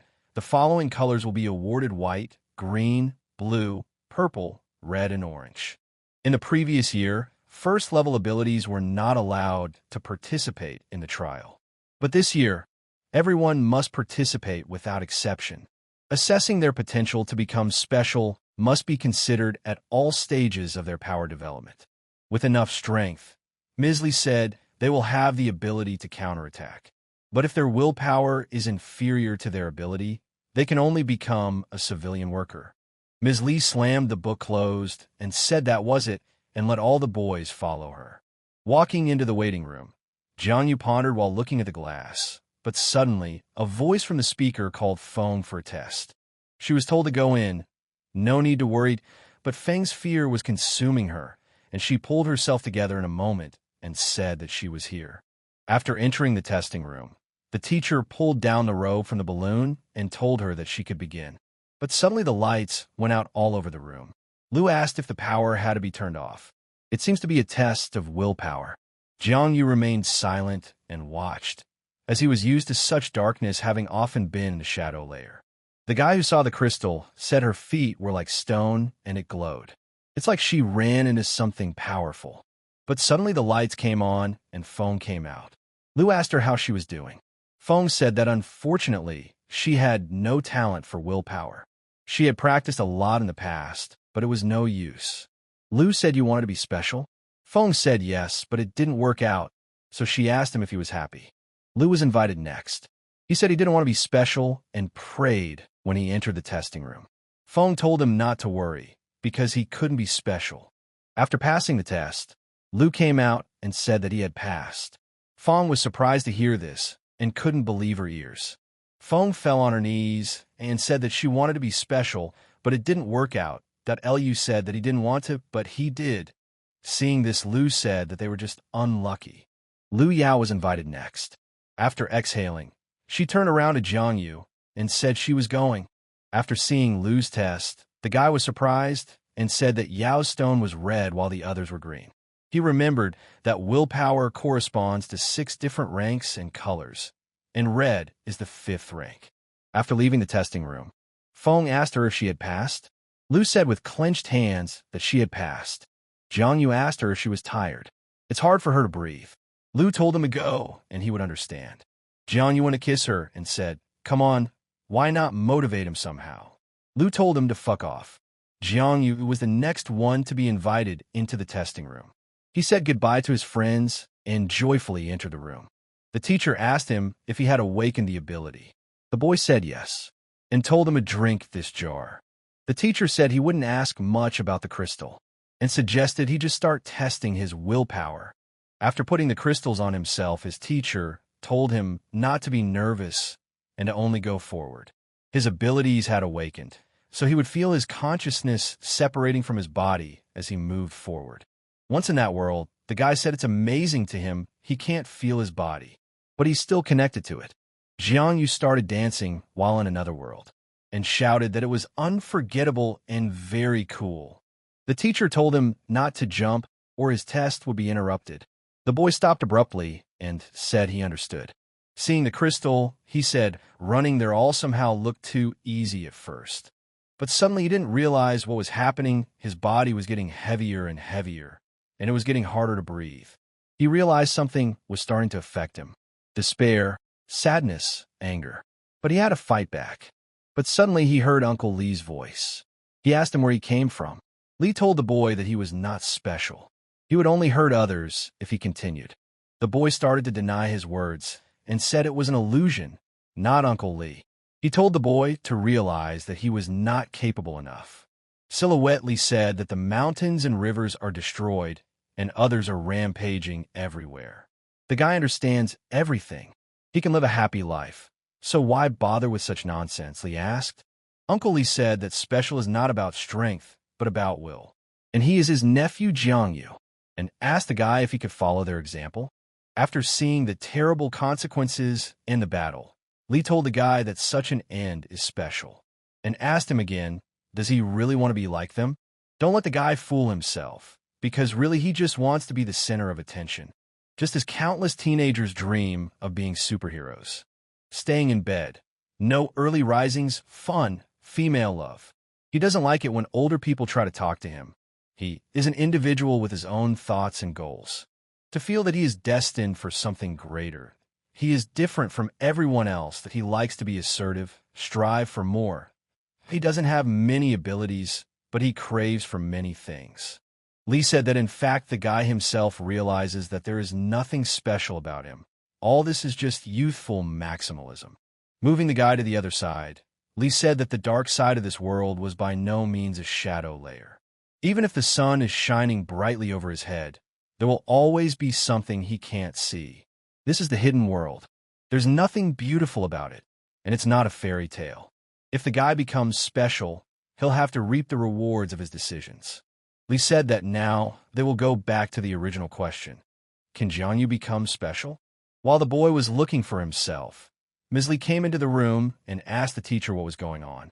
The teacher said, nothing yet, he's just going around and around. Ms. Lee said that it was normal. After all, the pollution he had received was not something everyone could endure. The teacher said that only people with high resilience would be able to advance further.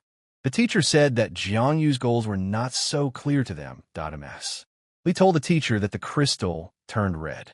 The teacher was surprised and didn't understand what was wrong with him, that he must have a 5th rank, but it didn't look like much. Li said, maybe it's a 6th rank. Teacher said that he didn't know. After all, in a few decades, only a few people had reached the 6th rank. But suddenly the light of the crystal began to flicker. The teacher didn't understand what was going on. He told Ms. Lee to check the boy's watch for abnormalities. That Eli said that all the boy's vitals were normal. The teacher said it's impossible. The closer you get, the more powerful his willpower becomes. But his willpower is weakening. Suddenly, he saw the guy taking slow steps towards the crystal. Teacher said it's a joke. He wants to touch the crystal? Even a person with 6th rank willpower can't do that. When Jiangyu touched the crystal, a portal opened. A voice told him that he shouldn't become special. Let the guy think about himself and his friends, his dear man and his loved ones. A voice told him to make his choice, but the guy shouted enough, and that was enough of his ears ringing. The boy smiled and said it was some kind of temptation. He thought that maybe he had already given in. After meeting Uncle Lee, he said that, to be honest, he was caught off guard at the beginning. He even hesitated. He really just wanted to look like a hero in the eyes of others, and he didn't care about the rest. But in this world, there were no supermen, only ordinary people who were able to succeed, said Jiangyu. And it was their dedication that brought the world to stability. That a guy once said he enjoyed the peace, but he doesn't want to hide behind the backs of others anymore. Jiangyu said that he wanted to light his own flame and finally light up the darkness once and for all. The doctor came to Lu's father and said that the shadow layer incident had affected the 2nd, 3rd, and 4th floors of the mall. The 5th floor, although not completely, was also affected. As for the people, about 850 people were involved. Among them, about 700 were trapped in the shadow layer. More than 650 were rescued, but the search is still ongoing. A total of 30 students are going to take part in the martial arts exam. For early testing, several groups have been processed. Contamination will be checked. Lu's father asked what the pollution department said. Lu's subordinate said the results are ready, and he sent it to him. Opening the laptop, he saw that the shadow species code name, Wandering Spirit, Pollution Level 1. The subordinate said that the 3 spirits are very similar in terms of morphology, bones, and tissues. Traces of human product were also found. The doctor said it's impossible. Everyone has individual traits that change during mutation, and those traits couldn't be distributed in 3 different ways at once. Commander Lu lit a cigarette and said, "It seems like something is happening in Beidou. Some creatures hiding in the dark can no longer sit still." But when he looked outside, he saw a bright light that blinded his eyes. When he looked closely, he saw that this light was coming from the testing room. Commander Lu decided to check what happened there. He said that the best result of the willpower test was orange light. Gold light was out of the question. Walking into the testing room, Commander Lu was surprised to see. All the guys looked at Jiangyu and couldn't take their eyes off. When he saw the guy, he also froze and couldn't believe his eyes. The teacher came up to him and said that it was Jiangyu. After coming out of the trial, Commander Lu decided to talk to Jiangyu. He got him some water. The guy asked him what about Lu and the others. Commander Lu said that while the kid was being tested, they were in the break room. They don't need to know what happened. Lu told Jiangyu that he surprised him a lot. Level 5 is very good, not to mention level 6. After all, the guy had created golden light in the first place.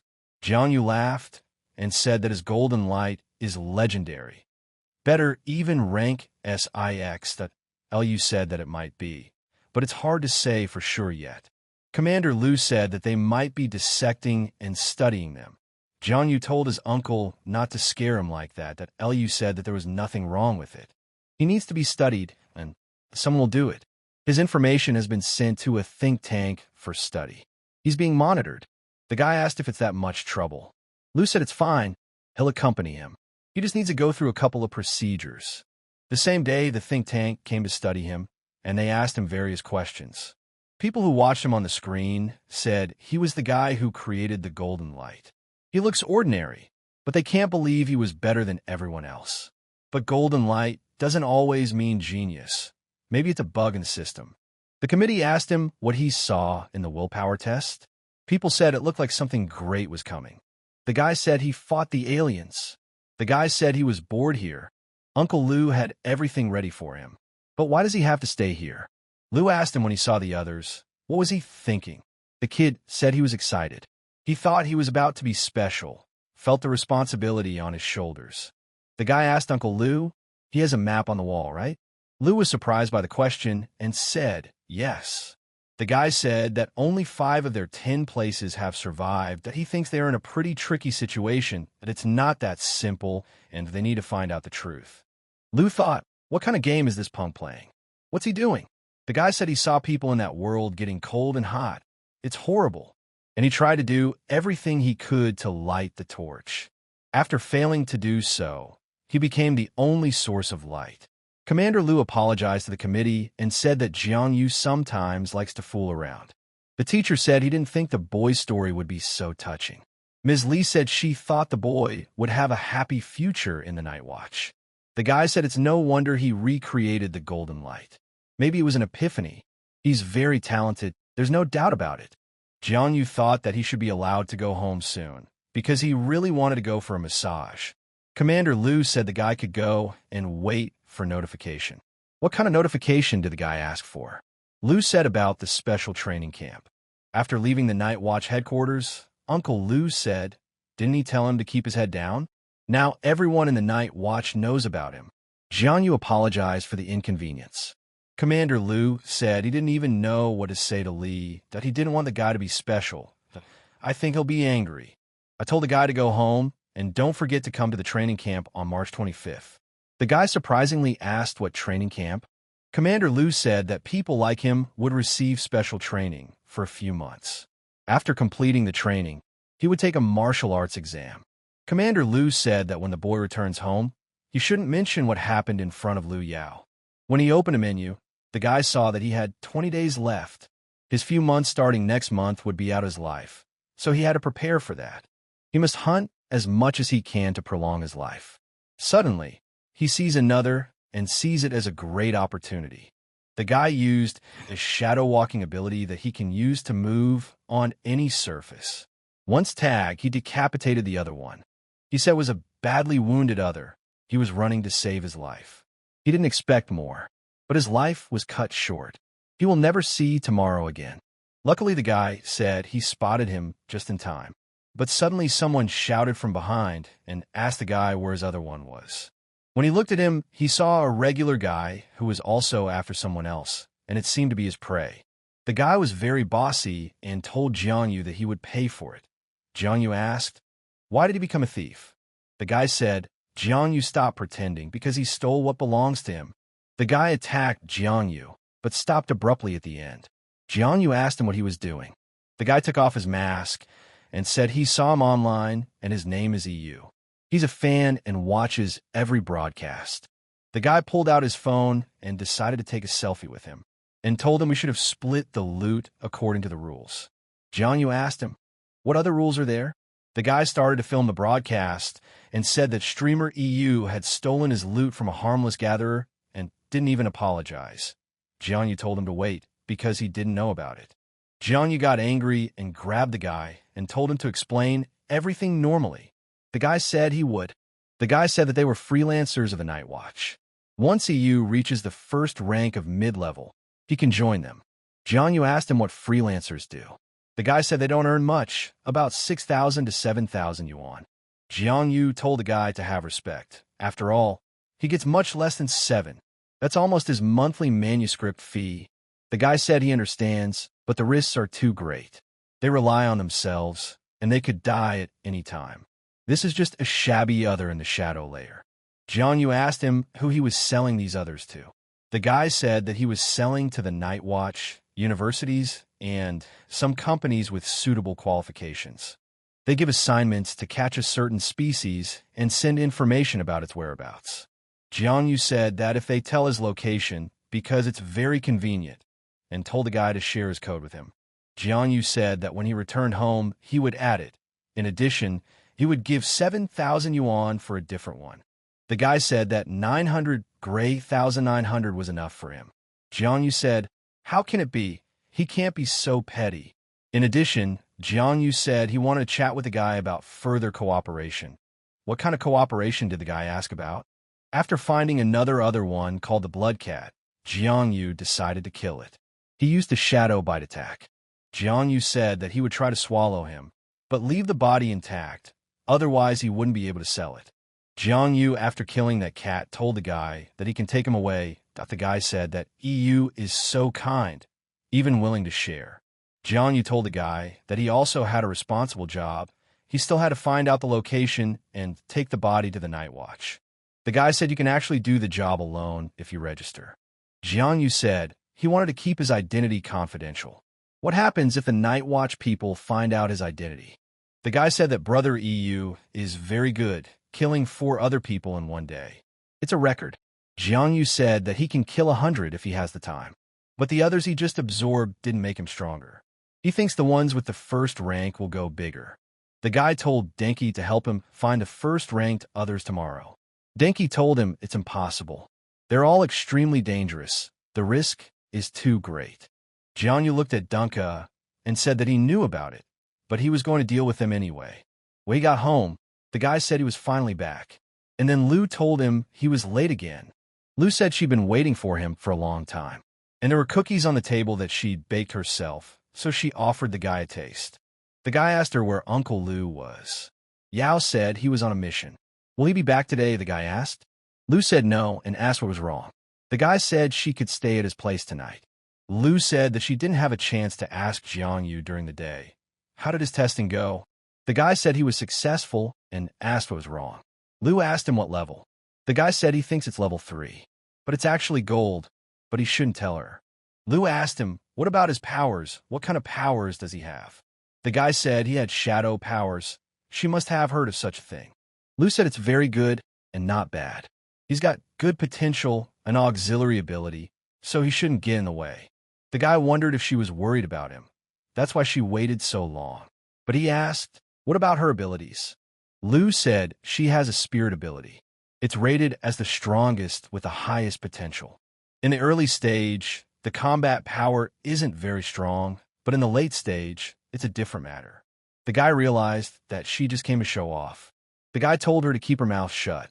Lu slapped him and told him to shut up. The guy said they're Shadow Man and Soul Keeper now. Lu said she doesn't understand. She only knows that other people have the same title. For example, his shadow corresponds to the shadow of another, and her soul guardian corresponds to the spirit of another. Lu said that they needed to hunt others but not be polluted to become stronger.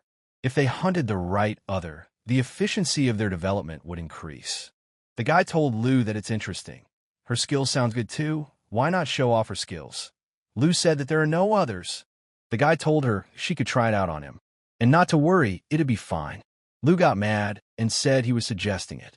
Lu decided to use her powers on Jiang Yu and hurt him. She asked if he was okay. Jiang Yu told her to quickly stroke his head. Lu, without any thoughts, started stroking it. The guy told her to try both sides and to stroke him more gently. Lu obeyed his instructions unhesitatingly. The guy said she was very strong. He was ready to defend himself, but he was still trapped. Lu said that their abilities came from different other. It was normal that he couldn't resist. Moreover, the spirit attacked sharply. No wonder he didn't even notice Jiang Yu. The guy said, did she think she would be a target for everyone while they were at the training camp? Lu said she wasn't like him. She liked assertiveness. She heard there would be other strong students from the district there. The guy asked what their levels were going to be. Lu told him not to worry. They weren't going to be much stronger. Lu said the guy likes massages. I wonder how much he'd pay a masseuse. The guy said he couldn't even imagine, maybe a few thousand. Lu said if he liked the massage so much, she'd do it. So she used force. The guy yelled at her to stay back and called for help. That night, the guy and his friend found another rank 1. Dinky said yes. He specifically chose one he had already encountered. Deke asked Jiang Yu if he needed help, but the guy said to just watch. After destroying a rank 1 other, Deke was very surprised and said that brother EU was very strong. Lu watched a blogger's broadcast who fought the others and said that this battle looks very powerful. Lu's father told her that not all special people can awaken the ability she has. That's very impressive. There was a person who had already awakened a similar ability to hers before. The recording on the flash drive was an early stage of his cultivation. It was worth paying special attention to. Lu asked her father if he'd ever achieved such a thing. Father said yes, but Uncle Lee had. He knows the generals. He knows them well. Lu thought it was very strange. Wouldn't this information be useful to Jiangyu? Why would her father show it to her? While Uncle Lee was in the secret room, he said the cataclysm happened 90 years ago, west of Beidou, 200 kilometers from here. The body was found to be a glowing ring that hung in the air. If you don't look at it for a long time, you start to sink into the pollution. Powerfulness, the ability to will, the possession of other cognition. Immune to most illegal substances and the abilities of others. 2 divisions were completely destroyed during the battle. 3 generals were seriously wounded. 300 men of the Night Watch were injured. They were successfully taken away and then began to be held in custody. Everyone's file is top secret. After careful analysis, it was found that prolonged contact with that creature was not worth having. The codename of that creature is God, while Jiang Yu was exterminating the others. But a bunch of attacks were futile, and each time he tried to find an approach to this other.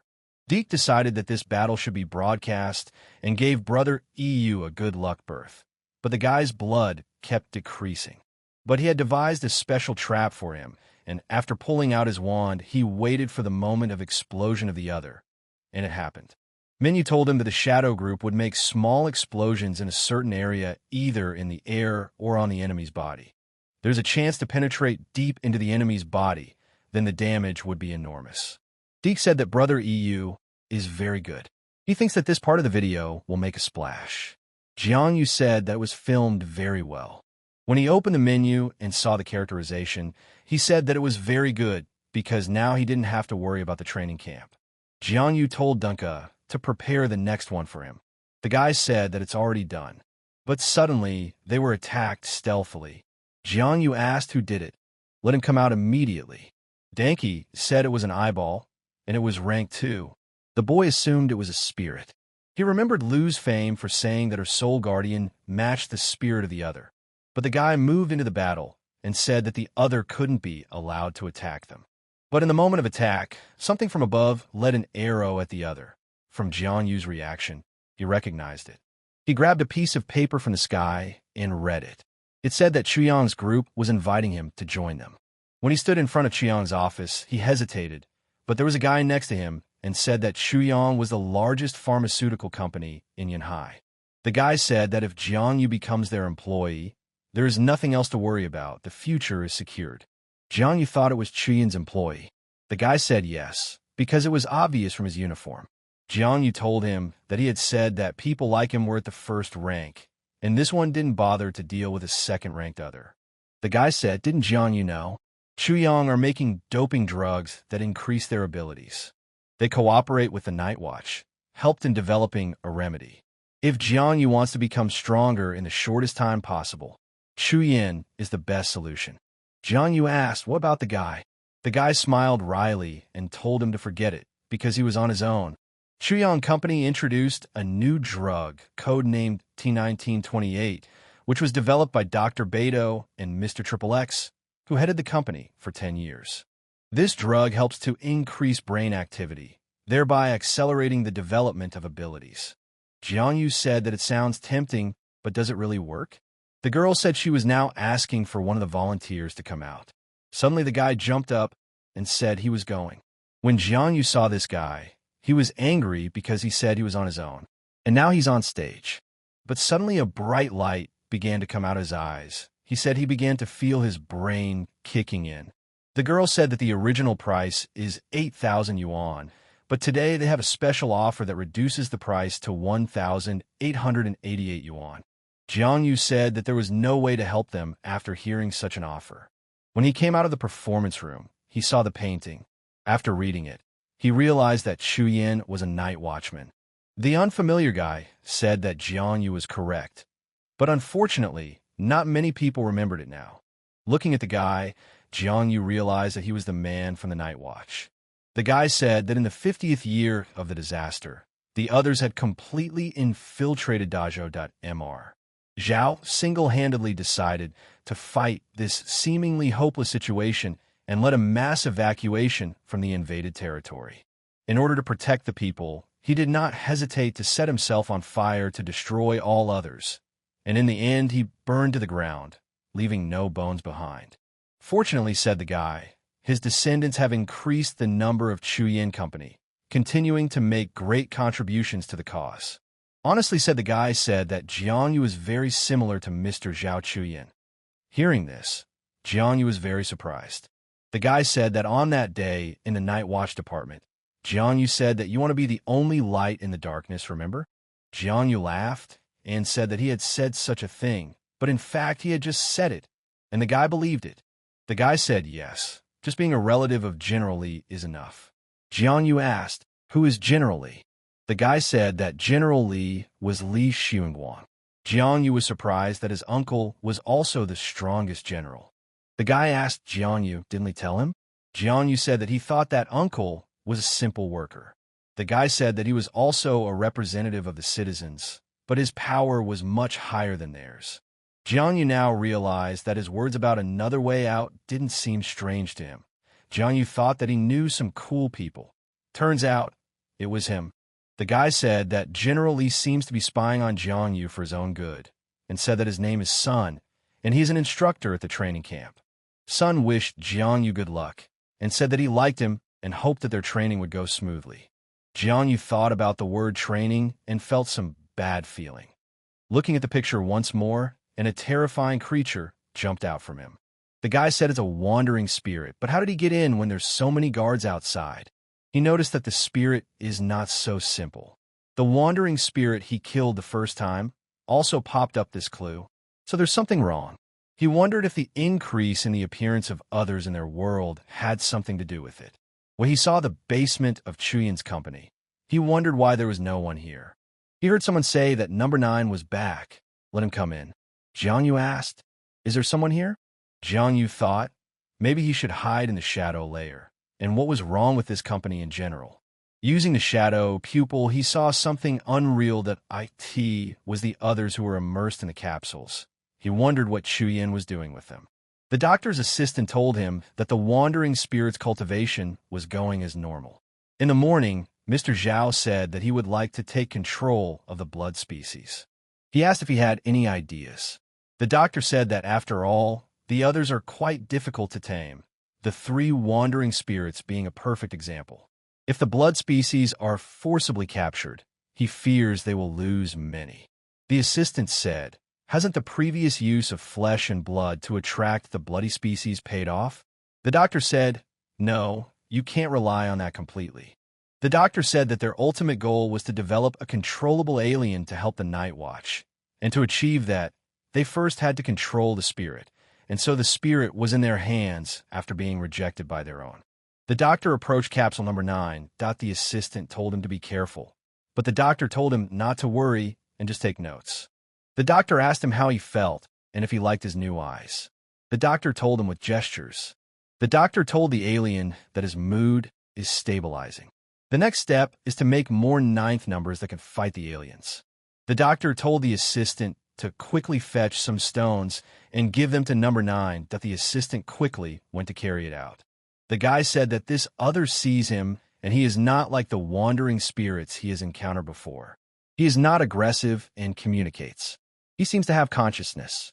The assistant asked the doctor, if things continue like this, won't the others get out of control? Won't they fight against them? The doctor looked at the assistant and said that he believed they would solve all the problems. The deputy said maybe they could try further testing, like replacing the alien soul with a human one.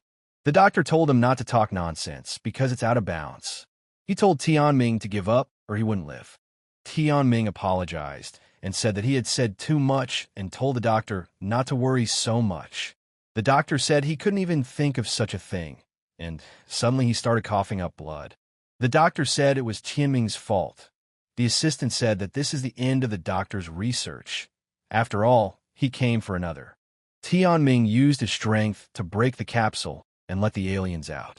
A siren began to warn people that the escape of aliens from the capsule was 35 and the threat level was red. A siren warned the explorers to evacuate as soon as possible. People realized they were in danger and quickly went into hiding. But Tianming's power was very strong, and by using it, he prevented people from running away and hiding others. Jianyu said that the student killed the teacher and then committed suicide. What's going on here? The guy said all the wandering spirits had escaped. The doctor saw the guy and said he'd been waiting for him. But the guy told him not to move, he will call a doctor. The doctor only said that the guy is a fiery kind and died in Jianyu's arms. The kid asked him what it meant, let him explain it to him, and told the doctor not to play games with him. But suddenly he felt that someone was breathing behind his back. When he turned around, he saw the other and said that first he had to remove all the interference. And first he would kill the other and then continue the conversation. When he started to fight the others, his friends came to his aid. But suddenly they disappeared, and the guy said that things were bad. The others had gone to the outside world. But no one expected it, and the people at the conference heard nothing. The girl offered the guys to buy the remedy, but did not have time, and they landed on top of her. The guy shouted to everyone that it's a bloody species and they shouldn't worry. They don't just attack, and let everyone stick together. The guy thought they were all good and didn't notice another one trying to attack and kill him from behind, but Jianyu was there. The guy said that brother EU had come. Jianyu told him that they would continue talking later. Let him help people now. The guy said that there was no way out, and everyone was panicking, but Jianyu didn't give up hope and saved all the people who were calling for help. Jianyu got angry and told everyone not to fool around. If they didn't want to die, then let them dodge, and told them to pay attention to the shadows around them, and let them not give others a chance to capture them. EU told them to obey him, and they'll stick together. Have everyone look around. If you notice anything, let them know. And don't worry, women and children are the first to leave the headquarters. Jianyu heard the cries for help that he told the people that everything was fine and he would go on, and told Donka to help them out while he looked up. The mother and the girl were crying for help. They were so covered in flames that their skin was burning and they were screaming in pain. When they saw the silhouette in the door, they hoped to be saved, but it was another who wanted to kill them. But then Jianyu came up and threw that other man into the flames and killed him. The girl thanked the guy for saving them. Jianyu started dancing in front of them, and he was very hot. His body is fireproof. Why is he so hot? He thought. Jianyu told people not to be afraid. He will help them. The girl started crying when she saw him and said that he was even scarier than that monster. The girl's mom said that he was special and had come to help them, even though he was a little ugly. Grabbing the child and the mother, he told them to hold on. And pulling them to the roof, he lowered them to the ground and rescued them. The mother thanked the boy for saving them, and the little girl too. But people started shouting that EU's brother had saved the mother and daughter. He heard a lot of nice words, but he had to hurry up because the shadow points are very quickly used up. He does not know where the other people from the Night Watch are, but he thinks they will come soon. When he went upstairs, he said that the men from the Night Watch were already here. Was it really planned this time? The same guy from a Night's Watch tried to fight a herd of aliens himself, and he went to great lengths to do it. But the others would not end, and the Night Watch tried to stop them. But each time the others kept destroying their city. Jianyu said that Xiyang's industrial area seems to be the main target for attack by others. Once inside, Jianyu said that the situation was not good. The people from the Night Watch were not here. He could only rely on himself this time. The guy tried every time to pull people out of the rubble and rescue them. People outside were all shouting how good and brave he was. Night Watch guy turned around and said it was him again, the mystery killer. The guy realized that he was tired and it was hard to be a hero. He wished he could dress up to look better, but he didn't even have the strength to stand up. But it was worth it, though, to see the people around him that he saved. It was a big win for him. People started crying and asking each other if they'd seen their kids. The guy hearing this realized that the only ones missing were the kids. He looked up and saw a girl who was crying and begging to go home. The guy said, "What are other people thinking, and why do they need kids?" But then his phone rang. It was Lu who asked him if he was in Xuyan's company. The guy asked how she knew that, but Lu told him not to ask and just go home. Jianyu told her not to worry. He would come back when she finished making beef and tomato salad and egg soup. The guy said that the volume of blood in shadow points is not much. He needs to hurry up a lot. Father Lu, along with the watch, said that according to Law 113, non-members of the Night Watch are forbidden to use their abilities in public. Let them all stop, or they will take action. pointing the gun at Jiang Yu. The night watchman said his last warning: immediately deactivate his abilities. The guy raised his hands and said he understood. In his head, he told himself to forget. It's better to leave everything to the night watch. They are more qualified, so they can help. But he saw the grandmother pointing at her granddaughter and sobbing, and he couldn't stop himself from helping them. Jiang Yu told the night watch to follow him. Captain Liu said that there was no need to do anything as long as they just observe. Finding an army of others, the guy would sneak up behind them and wonder where they were all going and why they wanted children. When he saw the hole in the shadow layer, he realized where they were all going and how they were moving there with the children. The guy did not wait and moved with them. Watching them, he said that it is dangerous. If they used to kill people, now they started to kidnap children, and they act in an organized manner. Going over all the moments of Chuyang's company, the fiery species, the biological experiments, and he thinks he's in for something terrible. But the guy said it was too late to retreat, and with the stone, he tried to distract the others. With every stone he threw, he snatched children from the hands of others. Suddenly, another said that there were far fewer children. But at that moment, they saw Jiang Yu saving the kids. The guy said he was burned, and at that moment, they attacked him. But the guy used his net and stopped them for a while he dragged all the kids out of there and told them to follow him faster. Taking his phone, he decided to call the night watch, but without saying a word, his phone exploded in his hands. He looked around and saw a familiar face. The stranger said he thought he'd meet a man from the night's watch. But this guy is a celebrity, Brother EU. Jiang Yu asked the stranger who he was. Launching an attack towards Jiang Yu, he told him to guess. Jiang Yu said that this guy also reads minds, and maybe he is special and strong too. A stranger attacked him from behind and told him it was just like the video. The reaction is impressive.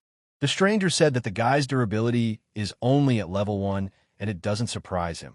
Jiang Yu asked him, is he from Chuyin? Sticking out his tongue, the stranger asked, does he think he looks alike? Jiang Yu said, maybe he's of the fire kind? The stranger used force to say that the dead don't need to know much. After all, he's going to die anyway. With every attack, the stranger bullied Jiang Yu. The guy couldn't do anything about it and tolerated it. The stranger destroying the guy with every attack said he was bored. He thought it would be more fun. While the children stayed in the house and watched the fight, they begged EU's brother just not to die. After walking through the smoke, the stranger decided to finally finish off Jiang Yu. But he didn't see him and asked where he was. The guy didn't hesitate to use his shadow abilities and tried to attack him from behind. But the stranger was fast and attacked back. Jiang Yu thought that it would be better if the stranger couldn't see him, so he would have a better chance of winning. The stranger got angry and said that the guy was hiding in the shadows and attacking him sneakily. How weak is that? The stranger gathered his strength and said that he would show Jiang Yu some more. He launched an attack at the child. When the girl saw this, she shouted for help, and Jiang Yu appeared and attacked him back. But he didn't think the stranger would catch him so fast. He sneaks up behind him and tasered the guy. Jiang Yu fell to the ground bleeding. He realized that his strength was already at its limit, but he had to fight. The stranger asked him, did he think he could hide in the shadows? In fact, he didn't stand a chance. The stranger didn't hesitate long enough to finally get rid of the guy and delivered a devastating blow. The guy didn't realize what was happening because his shadow form was starting to collapse. The shadow didn't cover his entire body, so he couldn't use his skills. The stranger put his hand on the boy's head and slowly hid his shadow and said it was time to see who he was. But suddenly before the big event, the guy started throwing stones at him and asked him to let Jiang Yu go. The stranger got angry and tried to attack the kids. But the guy couldn't let that happen and hugged him and said that he was his opponent. After thanking the guys, he used the shadow pupil and dragged the stranger underground. But the opponent's strength was much better and he pushed Jiang Yu. The stranger called the guy a stalker and asked if he thought he could stop him by dragging him into the shadow layer. The stranger would kill him and the kid wouldn't help him anymore. Jiang Yu told him that his blood was finally under control. But why would he kidnap children? The stranger said that it's natural because children's souls are pure. Jiang Yu should listen to his own kind. The guy remembered the situation in Chuyin's lab and realized who it was. The stranger said, since he had satisfied his curiosity, then he would die now. But at the same moment, he was attacked by others, but the guy did not let his guard down and said that he would die only after them. Applying the new ability to others, the boy thanked the stranger for his gift. The stranger was surprised that the guy could absorb the others. The stranger tried to stop him, but he failed. The stranger didn't like it and said he had to use the blood, but he couldn't. The stranger said it's too dangerous for him to be here. The special ones are too cunning. This is the first time he's seen the others being consumed. The stranger stopped and thought that if the guy could absorb others, then he was different too. The stranger ran out into the street and froze while the guy was slaying the others, and when he was done with them, he said it was the stranger's turn. Descending to the ground, the guy said that it was only the second rank, but it already felt as if he had gotten rid of all the bad things and let them out. Heaven and earth, said the guy that is very clearly visible. Everything takes on new colors. Even human fear is felt very clearly. The guy told the stranger to let him play with him. The stranger said that if the guy ducked into the shadows, this time he was completely gone. But the stranger was not going to give up and was ready to take the fight. But he only saw his kind being slaughtered before his eyes. The guy managed to leave a mark on him too. The stranger said he can't see the guy's attacks. He's too fast. The stranger wondered what kind of monster this guy was, and how a second-rank person could be so strong. Standing in front of the stranger, the guy said that the enemy can't see anything. After all, he has everything written all over his face. Now he can hide in the deeper shadows. After cutting the stranger from different sides, the enemy said that he was a bastard. Jiangyu laughed and said how much fun he was having playing with his prey. The stranger told the guy to kill him already and stop bullying him. He called him over to him, and the guy attacked from behind with his sword through his throat. But suddenly a rock was thrown at him, and the guy wasn't expecting that. When he looked, he saw a tile flying with power. Someone asked the stranger what the hell he was doing and called him Su Shan. They've been waiting for him for half a day, and the boss is very angry with him. Su asked Zhao the head sent him here. Zhao said that the implementation of the plan begins hour. Let Su take the children, and he will deal with everything here. Su went to get the kids and said he'd leave the sick one to him. But then a guy showed up and told him not to touch the kids. But this Zhao interfered again and threw a stone at him and ruined his attack. The guy got very angry and proceeded to fight him. But Su used his powers when the guy tried to escape and got trapped. Zhao was hitting the ground, but he didn't know the guy wasn't there anymore. How he got behind Su and killed him. Zhao said the guy's skills are very good. He asked him if he was on the night watch, and why is he meddling in other people's business. The guy said it's nonsense. They use children to experiment on others. How can he not intervene on something like that? Zhao asked the guy if he had decided to become a hero. Jiangyu said that he was not a hero and never wanted to become one. Jiangyu said he's sticking to what he thinks is right. That's all, right? Zhao asked and laughed. Zhao said if the guy saves the kids, all of humanity will be wiped out. Is that what he thinks is right? Jiangyu asked him what he was talking about. He means kidnapping children to save the world? What kind of joke is this? Zhao said, the guy knows that the war between humans and aliens has been going on for hundreds of years, and it's only because of their efforts that they are still alive. Nevertheless, the others are still much stronger than them. Human strength is like fire, which is simply unable to illuminate everything around it. Instead of dying a painful death, they found another way out, said Zhao. Since the darkness is invincible, we must adapt to it. Bury your hopes deep in your heart, and just wait for the fire to finally start that will save all of humanity. The guy said that he thought Zhao was only justifying his actions. If the fire species thinks the same way, then Jiangyu will destroy everyone. Zhao said it's useless to talk to the guy. Then let him see the power of the fire form. The guy used a sword attack, but Zhao easily defended against it and threw his own strike. After transforming into a multi-armed monster, he told the guy to attack, but Jiangyu wasn't scared and attacked him. After putting Jiangyu against the wall, Zhao sighed. He realized that his enemy was very strong, and he should come up with a plan. Looking at his chest, the guy said that his wound was not healing and did not understand what had happened. Zhao walked over to him and said that it was a special skill called Flame Strike. The guy was surprised to hear the skill's special. Zhao had told him that he couldn't even overpower him. What would happen to him in other circumstances? Gathering all the energy in one hand, Zhao said that in the face of absolute power, he was helpless. That's it. That's the end. Jiangyu said that he was right and smiled as he applied a tag attack. Zhao had fallen into a big trap. Zhao asked how this was possible and how he was here. He started crying and begged for help because he didn't want to die. The guy asked him if he could see it. This is the fear lurking deep in his heart. Saving humanity is only a suggestion, but fear is the real reason for his actions. The guy said they're all like that in fire form, just a bunch of thugs. Zhao got angry and tried to attack the guy by telling him to shut his mouth. But his last words were, "This enemy is only a kid." Zhao said that he wasn't surprised by this because he is so fearless. He was once so energetic too, but his ignorance and fearlessness have long since dissipated. Eventually the guy will meet the same fate. We just have to wait. On the same day, the television did not remain silent and said that they could see the Chuyang building behind her. Just an hour ago, a fire broke out in the building and several others escaped. The building is completely charred. There are traces of a battle between the specials and the others. The girl said she was saved by her brother EU. It became known that many victims were saved thanks to the streamer with the nickname EU.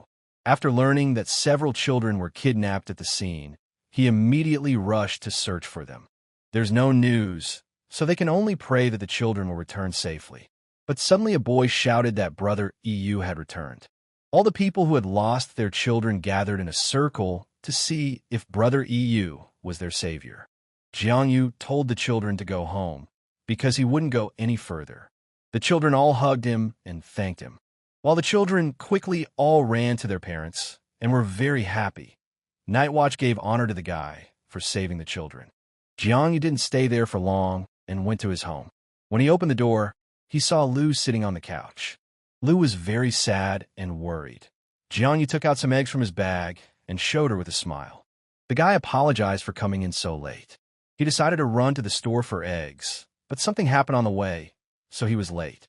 Lu was silent and started crying, saying that the guy was lying again, like a child deceiving.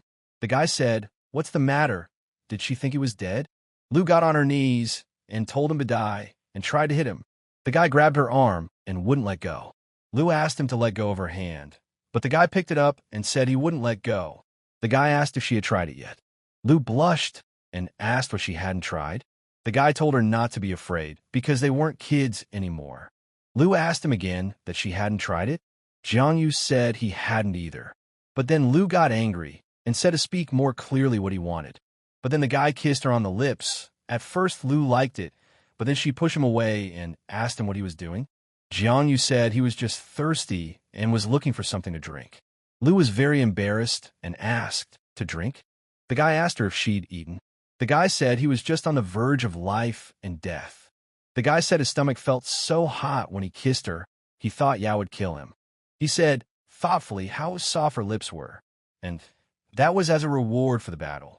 The guys sat down at the table and only glanced at each other, wondering how much his abilities had increased after the battle. But suddenly he looked up at Lu and looked so strange. Lu asked him what he was looking at and warned him not to do anything strange again. But the guy saw Lu start to glow and couldn't figure out what it was. He wondered what the pink color meant. The guy realized that their pink was a sign that sweet girl Lu loved him very much. Lu said the guy was very strange. Suddenly, they heard gunfire and went out on the balcony and saw that it was fireworks. The guy asked Lu if she knew anything about the fire form. Lu was surprised and asked where he had heard about it. The guy asked her if she knew. Lu said, of course, there are mentions of the fire species in Daddy's information. They're a group that acts on its own, pursuing only its own goals. An organization that betrayed humanity for their own agenda. They brainwash people, so it's best not to mess with them. Lu said if a guy finds a fiery-looking dick, he should go to the night, watch 500,000 yuan. When he heard the price, the guy was surprised. Lu asked him what's wrong, but the guy said nothing because he was out $1 million. The guy asked, besides the fire kind, are there any other strange organizations? And what's the reward for them? Lu said there aren't, and asked the guy if he thought there were. The guy said he was just thinking about what he could make money off of. Lu said there are awards for other organizations too, but not as much as for enlightenment. The guy asked what other enlightenment? Lu said it's a controversial organization, like an ally, but fundamentally different from them. They believe humanity will fail and are looking for a way to escape. For example, said Lu, move to another planet. Like some sci-fi movie, doesn't he think so? She asked Jianyu. Spaceships can't be built for everyone. You don't have to rely on technology. The others told Lu that they live in a different world where there is no technology, but they're eager to get through the cracks and into our world. And if enlightenment achieves the same results as others, it will not be easy to stop the wheel that has taken hold. The days pass quietly, flying by one after another. The holidays gradually pass by. They went to work, others to study. Since the guy had risen to the second rank, he could safely exterminate first-level others without any difficulty. And sometimes it can still increase your life expectancy by 3 days in just some 24 hours. All the tests are over, so it's time to go to the training camp. Puliak has already gone there, and the guy is the last one left and leaves tomorrow. Also, the night before the detour, Uncle Lee came back. He said he heard the guy's powers had been discovered. They're recruiting for night watch groups. Turns out the guy's a badass. The boy asked Uncle Lee, wasn't he in Beidou, and what else is wrong with his hand? Lee said that this year's workload is heavy. There's no time at all. Headley told the guy there was something else added to the addition of his golden light. The guy asked, and what was supposed to be added? Chief Lee said, who knows, we'll see for sure someday. And your power will come out. The key is to keep it in check. Chief Lee said that it was not surprising that Jiangyu seemed unusual to him earlier. Lu thought that he would fail the tests, but he performed well, even reaching the 6th level. Jiangyu said that he recently met a man named Sunday. He said that Lee is a general. Is it true? Lee thought for a long time what to answer and bowed his head and said that he was a general and Sun was right. The boy was surprised and said that it was true that his uncle was one of the 5 strongest. Lee said, to be precise, it's already in the past. He was in his early 40s when he left the front line. It that time. He was full of energy. Lee fought countless enemies. Back then, his goals were quite simple: to exterminate all others for the sake of everyone's safety. But there were too many of them, and it took more than 20 years. Eventually, his wife died of contamination, and he had to change his activities. And the once invincible general became a cripple. This time, Beidou had some pretty strong others. Suddenly, a guy stopped him and asked, does he think that Jiangyu can't handle it and will retreat? That's never going to happen. Jiangyu said that he also wanted to become a general, just like his uncle Lee.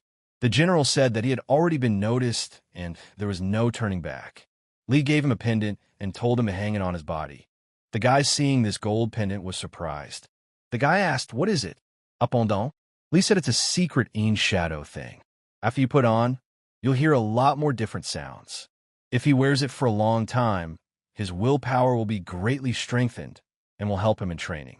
But negative emotions are also strengthened, so let him wear the pendant at intervals of 3 days.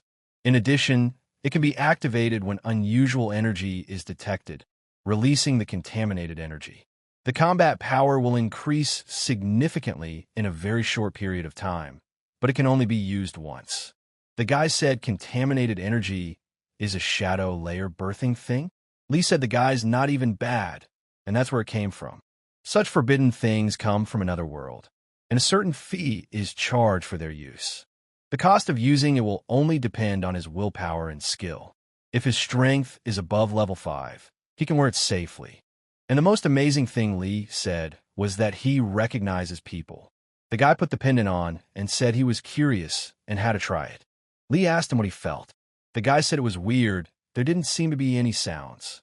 Lee said it looks like the guy's willpower is resisting the effects of the suspension, and he can be calm now. Lee said we'll see more later, and he'll come back a little later. Jiangyu went asleep, and suddenly the pendant began to spread through his body and transported the guy to another world. The guy opened his eyes and didn't realize where he was, and there was only some road in front of him. When he opened his eyes, he saw balloons with people in them, saying something, but he realized that they were probably memories from the pendant. The next day, Jiangyu and Lu were on their way to the training camp, but suddenly Lu started yawning very widely. The guy asked her if she'd gotten any sleep. Lu said she'd been up all night, excited. Lu asked, did the guy sleep? Jiangyu smiled and said that he slept soundly and had wonderful dreams. In his head, the guy knew that he couldn't remember last night's dream. Shadow pendant, he thought he heard her speak. The guy told Lu if she was tired, she could go to bed and rest. Lu said no way. The guy told her not to worry because he wasn't going to do anything. Lu's father told Yao that there are quite a lot of bad people in the training camp, so he should be more serious. Lu said she understood, while the guy realized that by calling them bad people, he was alluding to him. Lu's commander said that when they get there, they should follow the instructor's instructions. If anything happens, they should call him. Lu told her father that he was talking about it all the way. Jiangyu told his uncle not to worry about it, because he's here, so everything will be fine. But Lu's father realized that it was because of the guy that he was worried. Arriving at the camp, Lu said they were going, but her father reminded her not to forget her phone. Seeing them holding hands, Lu's father freaked out. Lu quickly let go of the boy's hand and said to him, "Is he going to die?" Her father is watching her. The guy said it's no big deal. They've always been together. It's no big deal. And her dad has nothing to worry about. Lu told the guy to calm down. Lu said that the train was coming, and we should get in. He was glad to get on the train because it was the train that would take him straight to the training camp. The driver told the students to pay attention to the carriage heading from Beidou to the special training camp. Moving nonstop at medium speed, the estimated time of stay in 20 minutes. The guy said there's so many people here. Lu said there's people from all over the place. Everyone in the train car has pretty high test scores. Either they have a high level of willpower or outstanding abilities. They only need training to easily deal with first-ranked others. The guy said he's so strong. Now, he doesn't have to fear the coming of the others. With his current strength, he can even handle the second rank. Lu told him not to think about it, so nonchalantly. Training is not easy, just let him wait. When they get to camp, he'll get a taste of real suffering. The guy said he doesn't care, and he's sure he won't have a problem with it. Arriving at the camp, the guy fell asleep, and Lu tried to wake him up. The guy opened his eyes and asked what was wrong. Lu said to the guy, "Didn't they say the trip would take about 20 minutes, and they're already on the road like 40, and they're still going?" The guy said that it's very strange. It shouldn't be like that. Looking out the window, the guy asked, "Why is it foggy outside?" But one of the guys said that this fog is not easy. Lu asked, "Weren't they supposed to be met?" The boys were all silent, and only one said he didn't know. Jiangyu pulled everyone back and went into the fog. Lu asked him what he was up to and told him to go back. When he opened the door, he saw blood on the floor, which was scattered all over the road. The guy said he wasn't doing anything, but his look changed a lot. The guy ran his finger on the ground and said it was blood. The guy started asking if someone had been killed in the training camp. The guy said it can't be. Aren't there supposed to be teachers there? How could this even happen? Jiangyu said that the others did it. He told everyone to notify the night watch to go back as soon as possible. Lu asked what about him. The guy said he was going to the bathroom. Lu couldn't help herself and ran after him. The guy said they really had to go back. He took out his phone and said there was no signal and nothing could be sent. Jiangyu went to the toilet, and after peeing, he said that he was finally relieved, but suddenly another appeared in front of him and attacked him. When he came out of the bathroom, he saw Lu and asked if she was in the bathroom too. Lu said she was with him, but he didn't realize how dangerous it could be. The guy told her to calm down and listen to him. Lu said she was listening and wanted to see what he could come up with. The guy smiled and said that the training had actually already started and they needed to go through it. Lu asked the guy when practice started. The guy said as soon as they got off the wagon it started. Lu asked the guy if he thought it was planned. The guy said yes and asked her what she thought about the other one that just blew up. Lu said he's very weak. She would say he's extremely weak. Of course, someone so weak wouldn't have the courage to attack a training camp. The guy said she's right and she's not stupid. Lu told him he's a fool, knows they're in a bad situation. The guy said if they had actually raided the place, he thinks the night watch would have known immediately. And wouldn't they have been notified if something happened? The guy said they intentionally extended their time in the subway car to scare them, used thick fog to recreate the atmosphere of fear, and blood to make it look even worse. Fogg said the guy is an endurance test. Under that kind of pressure, the weak and the strong really stand out. As for his Jiangyu, he's the strongest one in that carriage. Lu said she's been hearing it for half a day. The guy saw the others behind him and hid behind Lu, telling her to use her powers. Lu said, "Isn't the guy here strong? What does he want from her?" The guy said in Lu's ear if he wanted to do something, they wouldn't have a chance. And pushing Lu forward, he said this was a great chance to show off his abilities, while being watched by the camp coaches to see if these guys can do anything or not. Lu was very dignified and defeated the others. The guy was happy and said she was cool, defeating all three of them. Lu said how Jiangyu is not ashamed. He was just standing there.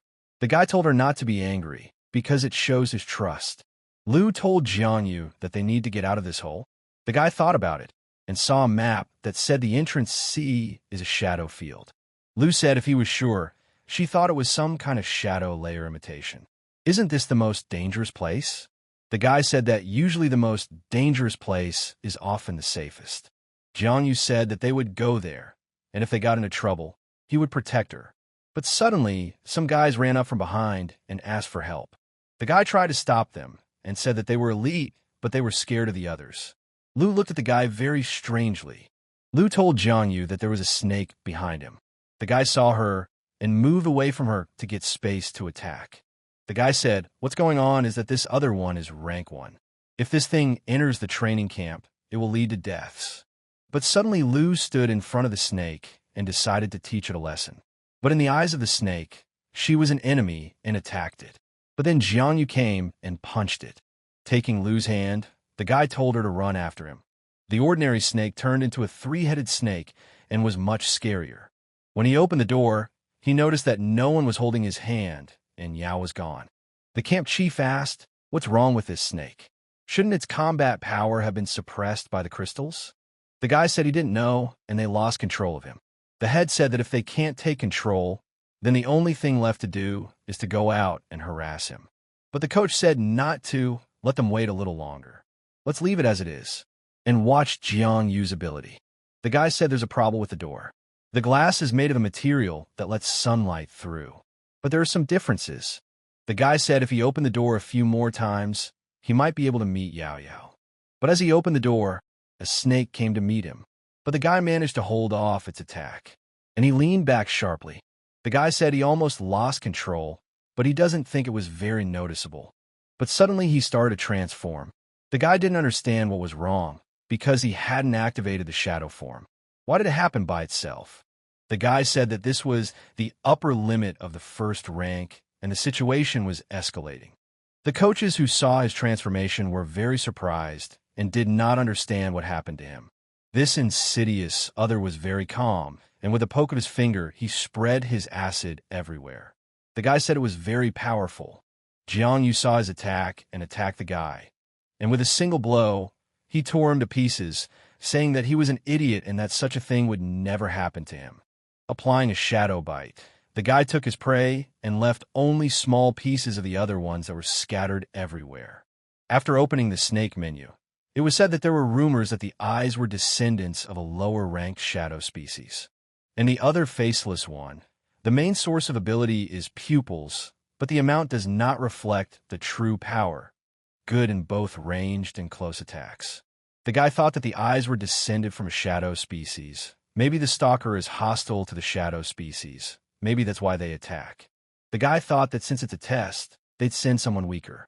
But they sent someone who can even kill a man. Jiangyu said that the worst thing is that his shadow form was seen by the instructors. There's no point in hiding anymore. The boy tried to remove the shadow form, but he couldn't. He wondered what was wrong. But another other guy came to him, and the guy said that it seems like this time you can't get rid of the eye look so easily. The people in the headquarters who were watching the students couldn't understand what had happened because all the screens had gone black. The programmer came in and told the chief that all information systems were down. In addition, communication with instructors Lu and Luo had been lost. The elder said that he did not think that the Yunhai training camp would be in such a mess. He asked them if they considered themselves worthy instructors. The coach apologized to Head Chun and asked what they should do in such a case. The elder got angry and loudly hit the ground with a stick. Head Chun told Xiao, "Count everyone who entered the shadow field. Remove the fog. The evaluation should be suspended. Send people to maintain order." Chun told them to choose second and third rank instructors and go to the shadow field with them. Chun told instructor Sun to stay late. He is the calmest of all. Have him tell him that he is in the shadow field of Yunhai camp. Sun said that the head had already discovered something long ago, and that was why he had sent the second and third rank instructors.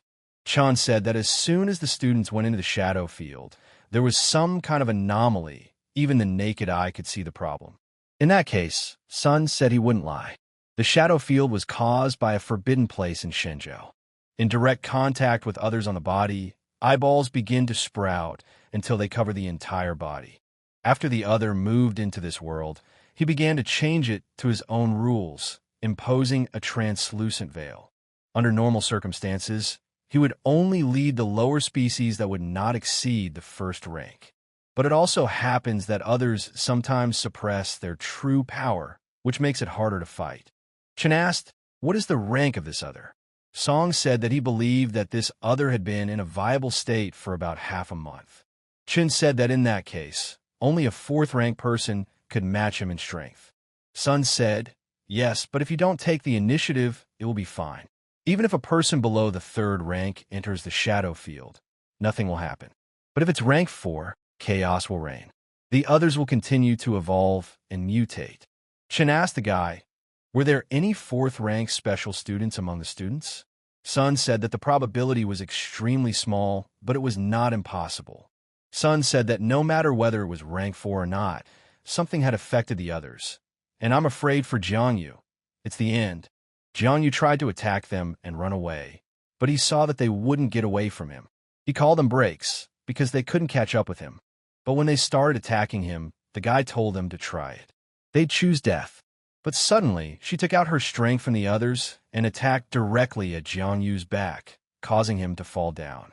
The guy got angry and realized that these others were capable of such things. They used a long-range attack. The guy said that the first rank was nothing, but then the second rankers came up. And the guy said that they forced him, and now he would show the power of the second rank. And he activated the Shadow Blade. But he got a message that the Shadow Blade wouldn't activate. But then he realized that the other one had sealed it. But suddenly the guy found it strange. He began to think why the others do not move, whether they were frightened by his power. But at that moment, they were separated, and the guy was surprised to see another third ranker. But the guy had no choice but to fight him. But he couldn't handle his attack. As he got to his feet, the guy got angry because he can't use the double blade, and everything went out of order. The guy said that in his current state, it was hard to fight even a second ranker, let alone a third ranker. Using his shadow net, he said he had no chance of winning. But using the best plan of all he could execute, and escape. But the third rank other broke the net and chased after the guy. Jiangyu turned back and said that the other was very fast. Yainoi tried to attack the guy, but Jiangyu had time to move away, and he had the only chance to attack back.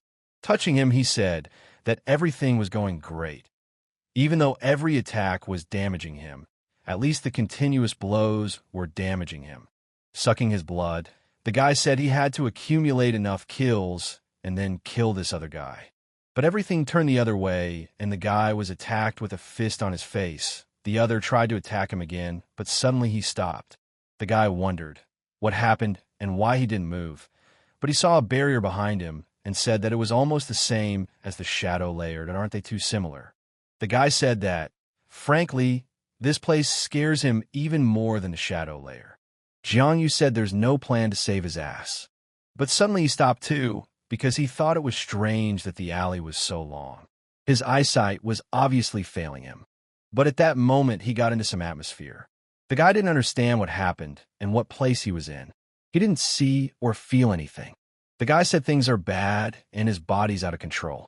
And someone's controlling his body. The guy yelled at him to stop because he owns that body. But suddenly it stopped. But it wasn't all easy. suddenly a great power began to flow out of him, and he became someone's puppet. But suddenly he found himself in an unusual place and didn't realize what it was. He assumed it was the border between this world and Shinjo.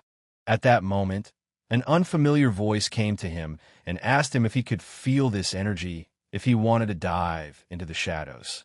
The voice said that he and she were of the same origin, but the guy couldn't help himself and slammed his fist into the wall. The voice asked him what he was doing. The guy asked him, "What's the big deal?" "He's just eliminating the other guy, that's all." The voice asked him if it was too early. After all, she hadn't even had a chance to say a word.